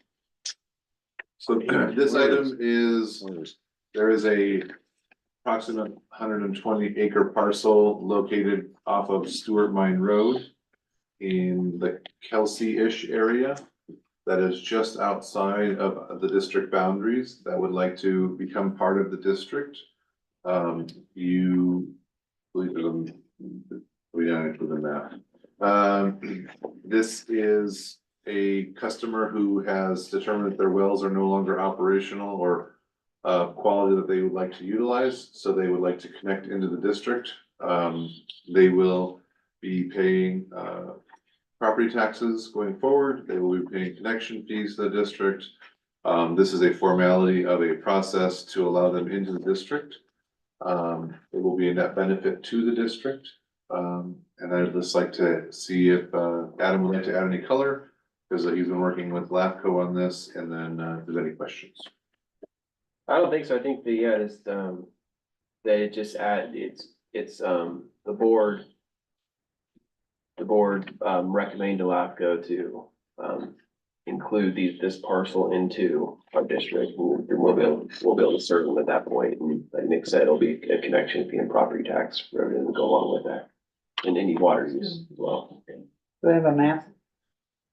I don't have a map on the board. No, it's down Stewart Mine Road. Is it raw land? It's raw land right now, Tells yeah. us nothing. Yeah, Kelsey area. What distance is it to connect to us? So actually, they'll have to get easement. So our water line runs down, Stewart Mine Road. There's a drive, I can't remember the road. But we'll get, if they have to get easement from their parcel to there. So for us, it'll be a connection on the main we'll put there. There's actually already a service pole there. Oh, okay. So they'll do their private line right to our main. Oh, okay. Yeah, it's not like a line extension. Oh, okay. Yeah. Director Saunders? Do we have an anticipated annual water usage per year? I think you can anticipate, I'm just doing quick math in my head, you probably $1,000. You know, it's typical bills are $150, $180 every 2 months. No, in terms of acre feet, what's the water usage in terms of? Oh, I don't remember. I know we have enough to give, but just so we I know it's a single family Just home. an estimate. Not in the acre fees. Acre Yeah. fee? I think you're in the less than acre fees. Yeah. Well, whatever, add whatever it's gonna.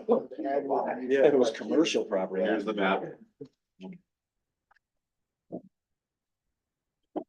Director Stovall, you have a question? Is there, well, two questions. Do we really have a choice in Still passing within this? Is this FYI. something that the county, LAFCO needs us to approve of, and do we have any authority to say no? We could, Yes and no. I we mean, could say no, but why would you want to? Yeah, that's what I mean, saying this is kind of a no-brainer, so to speak. the county's already approved the parcels. It's really you should make the recommendation. Yeah, LAFCO doesn't, they wanna make sure the district has Capacity. the ability to serve, and the district is in the best position to tell that to LAFCO. So it's like in any other reorganization LAFCO heads up, they wanna make sure that all the consenting adults are in the room, so to speak. And so we're a stakeholder in that respect. So if we looked at it and said, listen, we don't have the chassis or infrastructure, we can't serve them for whatever reason, then that'd be a big deal for them, but That's not the case. but they could still, we could object and say, yeah, we have capacity, yeah, but we don't want it for this reason. LAFCO could still override us. And still annex anyways. It's Health and safety. unconventional, but they could do that, because ultimately they're the one that has jurisdiction over the reorganization. Yeah, looking at the map, it's within our sphere of influence, and, the questions that they're gonna ask me is pretty much as I was saying about, can we serve them water-wise, what's the impact on us? That's why I asked if we could have the estimated I know. use and, I can get those numbers. As far as estimated use, is there? Excuse me, Oh, I'm sorry, I didn't realize I was. I did have a question when I'm looking at that map, is that now, are we looking at a potential for the rest of that sphere of influence? Because we are allowing one parcel in, that we could be actually now having to, Potentially. okay. All right, Potentially. that's what I wanted to find out, thank To you. answer your question, we have capacity. We have more Right. than capacity. anyone within our sphere of influence that has a well that's not in the district can annex into the district. Director Stovall? As I understand it, this is a single-family dwelling on hundred and 20 acres. That is correct. Is there the potential that they can subdivide that in the future, and then would that come back to the board, or is that No, their business? but that's their business, but if there's additional connections, those would all be fees that would have to be paid to the district. So there's the potential. So there for was additional fees. six parcels that were combined into one, Oh, but that's back in the 1980s, so I mean, it's been this way for 40+ years, 40 years. thank you.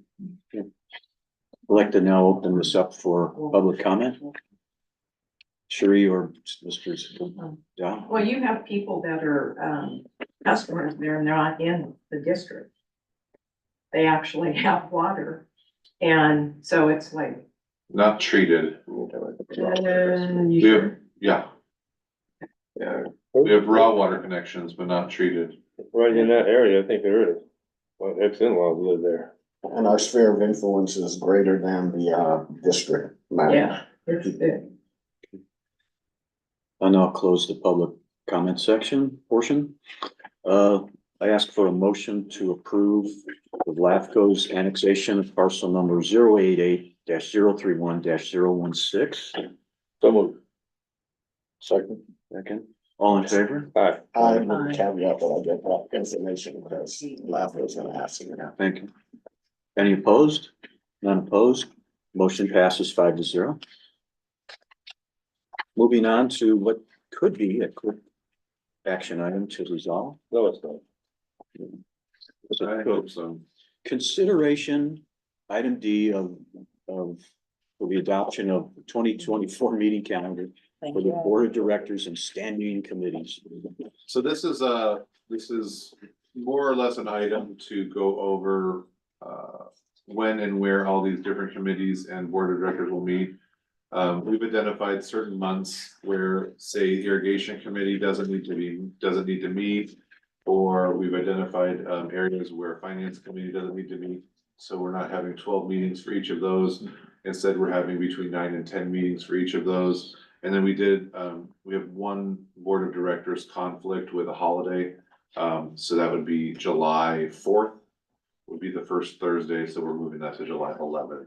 So all we're asking here is for you to approve the schedule so that we can agendize all these as regular meetings as opposed to special meetings. Director Seaman. The March irrigation committee, is there a reason why that never went on? Because once we start, we're in every month. We don't start in March, so We typically, usually start in March because that's when we're gonna start triggering the numbers to go to the board. When we get the paperwork from Adam and Company. we're welcome to put that back in there. In the past, last year, we did not meet in March, and so that's why we did not leave it in there. We met February. That was why. TBD. Yeah, We can, the July meetings and August, that's when we're meeting every month. yeah, totally. During Yeah. season, we're meeting every month. Yeah. The February was kind of hey, we're getting ready to ramp back up. March, we went dark again, and then April, right before season starts is when we came back in. We are welcome to open that back up and include March if you would like it. Totally, your discretion. I think we need to have the March meeting. I will leave that to the board. I recommend we change the July 11th Thursday meeting to the Tuesday, because that's the second Thursday, that's the RWA board meeting. We're gonna do that again. Those in favor of changing from Thursdays, but since it is, Yeah, so RWA is in the morning though. is this gonna be at 10 AM or 2 Two. PM? Well, this is all two. All right, okay, this one, it finishes at 12, so I'll be driving back, so. Yeah, we looked at that and I didn't see that as much of an issue. Where you gotta come from, Mike? We don't- Sacramento Garden Highway.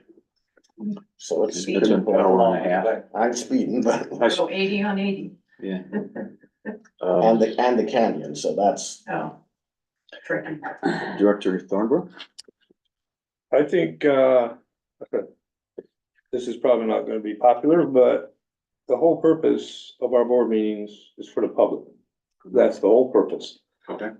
It's bad enough that we have the meetings at 2 o'clock. That makes it tough for more people to come to the meetings. To have it at 10 o'clock in the morning These are not 10 o'clock. let me finish, is insane. I don't think that we should be changing the meeting to Thursdays. I think it needs to go back to the second Tuesday of the month, like it's been for a very long time. The public knows, or some of the public knows that that's when we have the regular meetings. We seem to be running into conflicts with other things that are going on that we weren't in, that we didn't have when we had it the second Tuesday. So I'm not, this Thursday thing, to me, just doesn't, it hasn't worked out very good so far. That's the way I see it. I don't see that it's been, we've only done it a couple of times, granted, but I don't see how it's beneficial to the staff or anyone else. And I think that it needs to go back to the second Tuesday. That's my opinion. That's it. Okay, so we have two changes potentially, irrigation committee meeting on March and back to Thursdays or Tuesdays as we've been accustomed to in the past. Director Stovall? If I recall, one of the reasons we went to a Thursday was the ability to have the agenda and so on made public in a more beneficial, timely manner. I don't perceive how it makes a difference to the public if it's on Tuesday or Thursday. But it's the first Thursday. At the beginning of the month. It is what it is. From a public viewpoint, I don't see that as making a significant difference. Okay. Did you get in rotation? Go ahead though. Well, I had one thought too, it's like there's that May meeting, when do the books close and when can we get numbers to us? On, like, May is on the 2nd. if you close the end of the month on the 30th, then, It doesn't really change anything because it's about 3 weeks, so you're, even when we we're do, always that far behind. yeah, even when we do like, say, the second Tuesday like we had in the past. You still were only getting 30 days behind, you were getting, so say in May, you would not be getting April's numbers, you would be getting March's numbers. Okay, So all right. you'll still get the same numbers. My question was if you could repeat we heard the cons to the deviation from the norm the past several years and 10 versus 2 o'clock. What are the pros? Some about the finance committee and, enough time to, take, and then It was a little more time for us for review. Go ahead. It was spacing out the meetings a little bit differently, just so that there was more time in between each of the meetings is the reason for the original change. And we are not proposing any of these meetings at 10 AM. These are all proposed for 2 AM. Excuse. That's much better. Talk about. Look at all the 2 AMs there at 2 AM. These are all proposed for 2 PM, and then the finance committee is at 3 PM. So irrigation, 2 PM, board of directors, 2 PM, finance committee, 3 PM. And so that the change is just generally spacing the meetings and giving staff time in between each meeting to compile all documentation and other things. Director Siemens had another comment? Yeah, I was wanting to know if we really have to have the Tuesday irrigation on the second Tuesday and not have it on the third Tuesday. You can have it on the third Tuesday if you like. It would make my life easier. The third Tuesday is fine. Overall about the public. Well, it's a Tuesday at 2 o'clock, whether it's the second or the third. Oh, okay. That doesn't matter, that issue, I mean, this it would one. probably actually make it easier on staff if we did that. it would be- Because then we would be preparing the irrigation agenda after the board meeting had already taken. Director Thornborough? But when we had the second Tuesday, I believe we were getting the financial reports from the prior month. We were not, I think you might look into that. we were not. Okay, I would 100% guarantee we were not, okay. because we stopped doing that. Because we were not getting a month end close and we were getting conflicting reports month over month. Mhm. That was being pointed out by the public. So when I first started, we stopped giving the previous month's data. And we went to a month before that, so we would have a month's end close. Okay. I just seem to remember that it was. Maybe at one time, but unfortunately, we did run into some issues with the public. I remember that. Where we were getting conflicting answers from one month to the next, and it was causing consternation in the board meetings. Alright. So we made a decision to go back a month. If there is Michael Saunders left to. Well, I know, we talked, in the GM report, we talked about strategic workshop planning again, and if we can put out a query to the public of what time and day would they attend the board meeting, at least have one of those, or board meetings match that, and then that's one thing you can do, so at least have at least one board meeting to match a public query. To say we did and we did. However you'd like us to query the public, you'd have to give me some. Well, that could be in our strategic workshop plan, because we usually do a query when we do that, so, and then we can see if we get any increased attendance, so. I will make note that we, at 10 o'clock, receive the same amount of public participation that we do at 2 o'clock. And 2 board members late. And we probably get the same amount of participation at 2 AM as we get. Well, we actually make it more. Yeah, we will be done in time. If the saloon is closing at that time, we make it more. Now I'd like to open it to the public. Go ahead, Sharice. As far as the public, we actually are disadvantaged by it being on Thursday, because we have one less day to look at the meeting packet, and you get 2 extra days to look at your draft. How is it one last thing? Because I used to get them on Fridays for a Tuesday meeting, now I get them on Monday, for a Thursday. same amount of days. Work days, Same days. Monday for Thursday, Still 72 Friday for hours. Tuesday. Okay, well, then the board gets 2 extra days. I mean, I prefer the second Tuesday. Cause this one is running Okay. into. Well, the public has been queried. Done. Let me just But I add that, have, And that's I'm okay. sorry, no, it's your public, on my well, apologize. if you wanna go on that part, mine's on this schedule. Well, I'll just say, I have had a couple clients in the past, I don't like saying this out loud, but I think it's important. Do we have to put them There on you- this? No, it's not related to anything that you can, it's not, it's. I'm not providing any private information, I'm just saying that there have been inquiries by DA's offices and or grand juries in the past related to the practice of a Friday agenda drop for a Tuesday meeting, right? So what I like about a Thursday meeting is, I think staff's still intention is to get it out on a Friday as much as possible.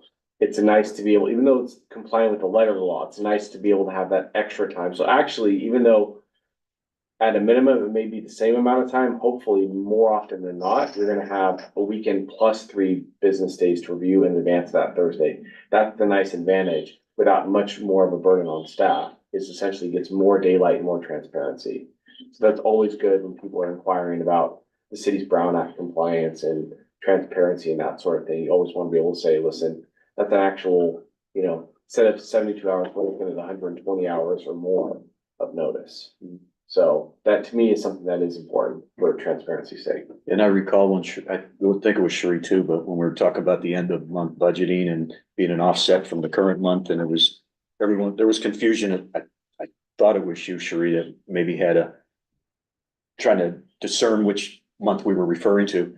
So that if it wasn't you, but it counter, what's more important, to have the extra day or to have the budget in on the appropriate month? Okay. Yeah. Yeah, but it still is 4 days versus 5 days. Monday, Tuesday, Wednesday, Thursday's 4 days. Friday, Saturday, Sunday, Monday, Tuesday's 5. So there is an extra day taken away by putting them on Thursday. It adds up.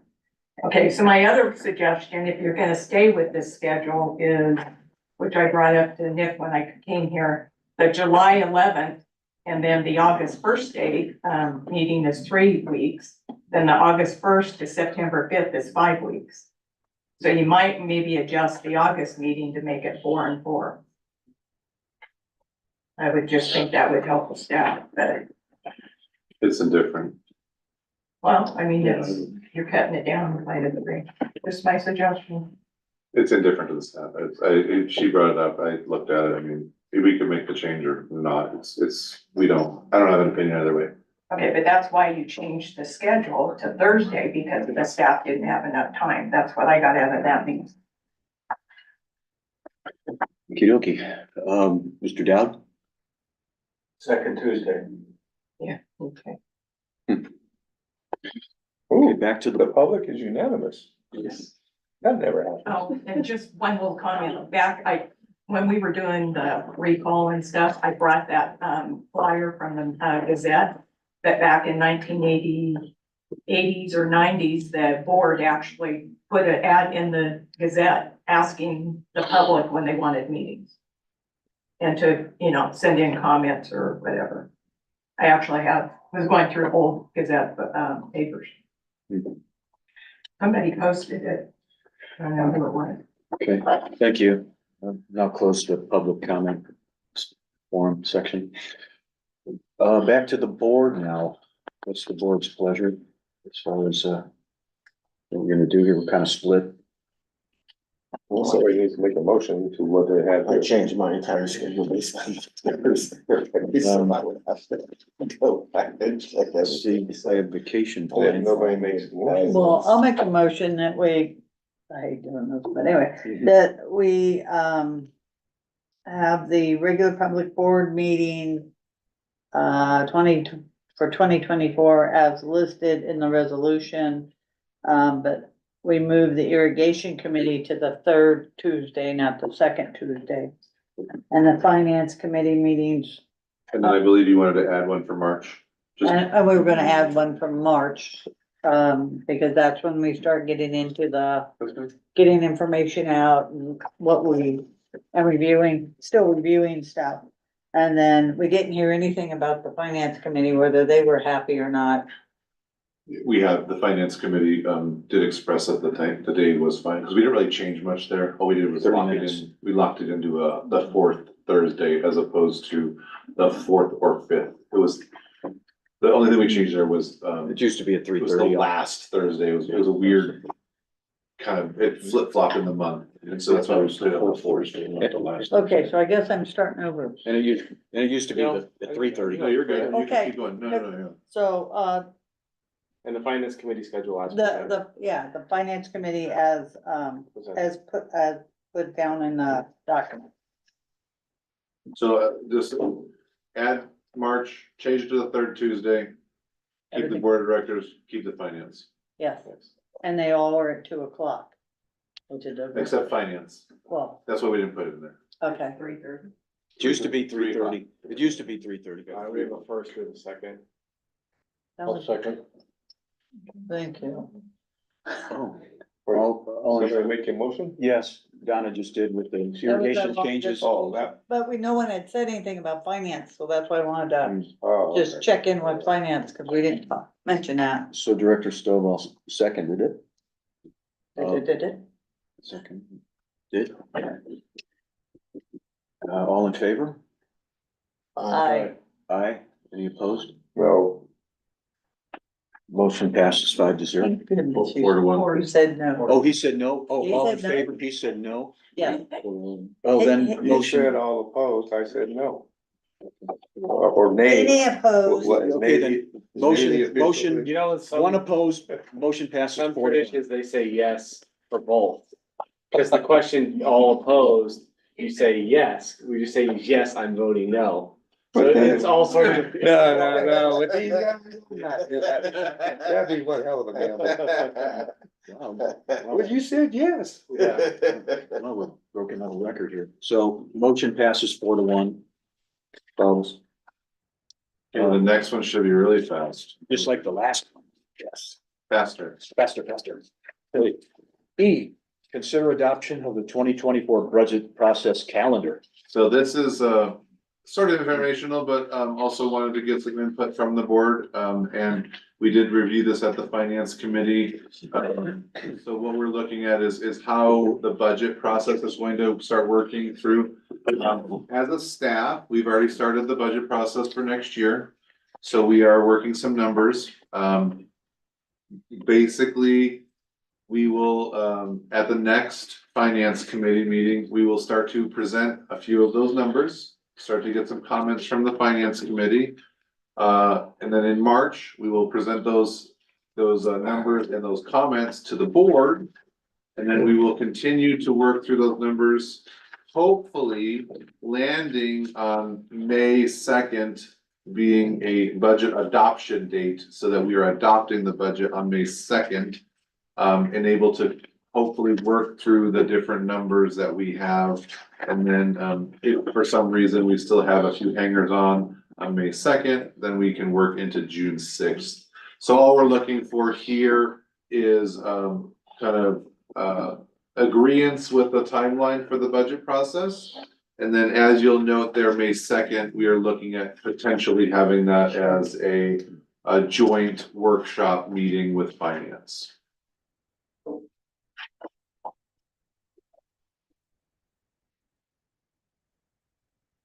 It up for board comment or questions.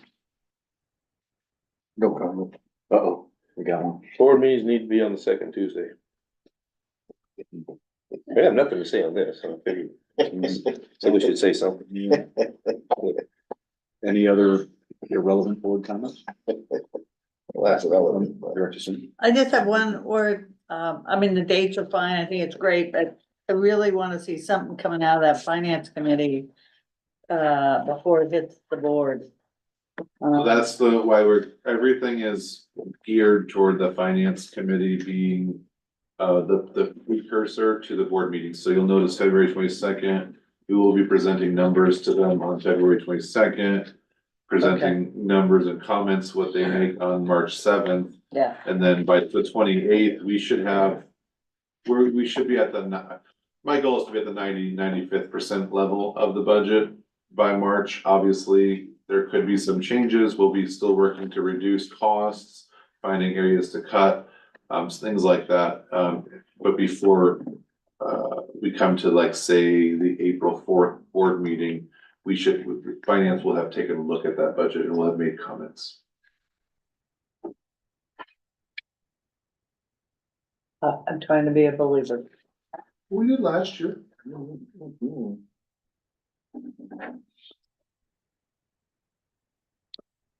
Are we in a pause or something? I don't know, she's just looking at me, I'm waiting for whatever is gonna come next. Are we having another break? How about a motion? Public input. Oh, yeah, yeah. Should be. Can we get an updated with all the dates and times, everything Uh, changed on this, and then you could. Yeah, we'll post it with the minute. And then you could put it in the newsletter. Sure. Or Bill. Probably a good Would idea. be nice of it. It'll be on the website as well. Yeah, that too. Facebook. Steve, Okay. I'll close public comment section. Now I will ask for a motion. Make a motion, we accept the conceptual budget process timeline. Yeah. Is there a second to pass the conceptual budget? Well, that's what you put. You don't like conceptual? No, I just. I mean, if everything were to go perfectly, that's what I hope to. Conceptual, 'cause if it You mean changes- theoretical? Whatever, semantics. Can I get a second to pass the I'll second theoretically it. conceptual budget time? I second it. Great. I second. Seconded by Director Siemens. All in favor? Aye. Aye. Motion passes 5-0. On to the next one. You're back, you're okay with that timeline, even though it's on Thursdays? Well, you could look back and see how many other meetings we had after the. Oh, wait, is that tied into the one just before? Not anymore. Oh, okay, I just joking. Right. I'll tell you the reason why we had a problem last year with budget, is because we were starting from scratch. I And we are understand. I'm not just starting saying. from scratch this year, so we are already probably at the 75 to 80% level. Okay. So we will be much more tight this year. I assure you, it will be looked at.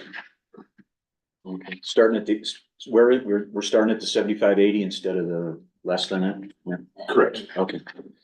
All right, letter F, consider formation of an ad hoc strategic planning committee and appointment of 2 of us to the committee. Yep, so the last time we did a strategic planning was, I believe, 2020 or 2021. It is time now to kind of relook at some of those objectives and those goals. The staff is going to be making some comments on where we see things headed. But we would also think it's important that the board would be able to weigh in on those strategic plans and goals. So after the staff meets, we'd like to bring 2 board members in to meet with staff and allow them to give high-level goals, high-level input to that strategic plan before it goes to the board, so that we can come to some sort of consensus. So what we're asking for here today is the formation of an ad hoc strategic planning committee. This would entail 2 board members to come after the staff has had a chance to make comments and make some adjustments to the strategic plan to allow some board insight and board suggestions that can all then be presented to the full 5-member board at a later date. Are those meetings on Thursdays too? You know what? Depends on- Whatever day they're gonna be, so you are in. I'm not gonna be honest, so it doesn't matter. Whenever you're busy, that's the day we're gonna pick. Yeah, I'm gonna be No, busy. I don't have a set date for these. These will be at an ongoing basis as needed. Staff has identified us starting to look at this in early March. We probably will meet 2 to 3 times here in the staff, and then we will start to open it up to this ad hoc committee process. I nominate Director Saunders Yeah, I would- and or Donna and Bob. Well, that should have filled it all out. That We would- only have 2, so we can have. I would- And or, I mean. I would be interested in on it. I would be interested in being on it. As I. So we have three members. I vote for Robert and Mike. Arm wrestle. Arm wrestle. Another male He'd lose. situation. Frank, I'll look to you. If there's three nominations, what would be the best Seats to method? proceed. So the way that you do nominations when you in that event is you don't do, you do a roll call vote on in the order in which the nominations from the floor were made. Okay, So, and then the first two nominees to get a majority vote are your ad hoc committee members, and you don't even get to the third. Now, if you go through one and you get a majority vote, the second, there's not a majority vote, and you get to the third and there's a majority vote, then your first and third would be your candidates. Well, if one person doesn't vote for the other two, then no one will ever have a majority vote. And you keep going round and around, because it forces the body to compromise, because you don't wanna keep going round and round. So this is gonna be our longest agenda item. No, this is actually very, Pizza? surprisingly, I've only ever seen it do We're gonna survive. I've never seen it go more than 2 rounds, and I've only seen it go 2 rounds twice or once. So most of the time you get knocked out. We have a goal. He doesn't know our board. so we have Director Saunders, and I'm gonna, was it Director Stovall first or Director No, Z? well, what I said was Saunders and then one of those two. But I said her name You first. said her first. But I was just going We right to went by left. alphabetical order again. It was alphabetical. What? It was alphabetical. You could do it alphabetical if you want, as long as the body's okay with the order. I'm just saying the default is the order in which it was presented. If you guys wanna do alphabetical order, that's fine See what too. you started. Would you all like to say a few words as to why you'd like to be on the committee? Yes, I think that's fine that I everybody. don't think we need Gets any of their that. two It's up to you. I'm just offering. Let's get to this thing. Qualifications. We gotta go around at least 3 times. Please, please, I can see you switching your vote every time based on getting it to go around again. I You should've- figured me out. I should have said vote on each, and I should have left it uncertain how it gets resolved. Where no one hears what the Yeah. votes are. You're the one that said, Can we do it written? but I've seen it go as many as Can you 2 do written? times. Can you do written? Kinda like a challenge. There's no reason to do it. Okay, I'm just trying to figure out how we get Just through. do a roll call vote on each Director name, Stovall, go ahead. and as soon as we get One choice. two majority votes for 2 candidates, we're done. 2 majority. Even Director Stovall, did you want Cause to there's speak? there's only 2 members on that one. Okay. Sorry, I'm done. No, I just don't want to interrupt you. Sorry. I'd like to address qualifications for myself. Prerequisites or? No, just my experience with strategic planning. Okay. I was involved in San Mateo County and the certification of the Human Services Department and was involved in the strategic planning for that. I was involved in the strategic planning of a nonprofit organization of it was in 35 counties. And so I also had stuff at my doctoral level on strategic planning and feel well versed in the process and carrying out of that plan. It's something that is near and dear to my heart to involve. To me, the difference between a plan and a strategic plan is a strategic planning plans for changes in the environment. And so when we looked at the last strategic plan, to me, it looked pretty much the same as the plan 5 years before that. And I think we're in a changing environment. And I really want to see the ability to address changings to fires and rates and things like that. Thank you. Why are you looking at me? You want the boys to win? I'll back out. I don't give a shit. He wins. It's fine. No. I don't know. No. No. Okay, let's do our round thing. Where we We vote. get public comment. This public comment? Yes, just take it. Go ahead. Well, I think Donna has a lot more water background. I mean, it's not that I'm saying what he's done. His was more mental health and more people stuff. I think she's more involved in the outdoor stuff. You know, I don't disagree. right? Your geology or whatever. That's my opinion. Water, wastewater, stormwater, Yeah, hazardous waste. it's water related versus Yep.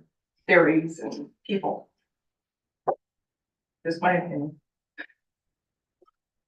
I'll make it easy. I withdraw my nomination and we're left with two. And say I nominate, Director Stovall and Seaman and, I approve that motion because I'm out. Do we get a second? A second. All in favor? Aye. Aye. Motion passes Wait a unanimously. minute, she didn't say anything. All right. I was a little bit in shock. Say aye. Uh, All right. Okay, great. I have a. Just Wait. Just one, Were you and I? out there in the, Question about.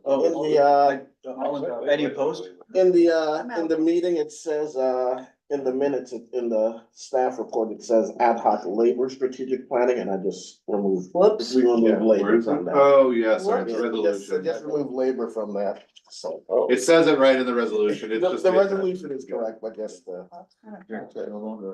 have a couple questions about the resolution when it adopts. The one we just voted for and approved. it's. No, I thought we voted for the membership of that. It's the same thing. Yeah. Okay, well, my question is, this reflects a 2024 strategic plan, Correct. and we're already Halfway through close it. to a third of So, the. As long as we get it done. It's usually a 5-year plan. Yeah, and it's a 5-year plan. It says prior to, item number, section 2, number 4. Talks about, updates to the 5-year plan prior to the March 24th meeting, so. What's Oh, the- yeah, the we probably timeline? want to have You want that this as the done in 20. the next month? Yep, get on it. You should have realized that before you volunteered for it. Yeah. Get on it. Yeah. I thought we were just talking about membership, not the. Well, Yeah, that's a typo. It's not gonna be March. Thank you. We can. Who's all that sweat? so I made the motion It should be and 2025, most likely. I think it should be 2025 and No, not it's March kind of 2024. So Elizabeth, just Well, make clear the that committee to can fix the discuss typo that. in 2025.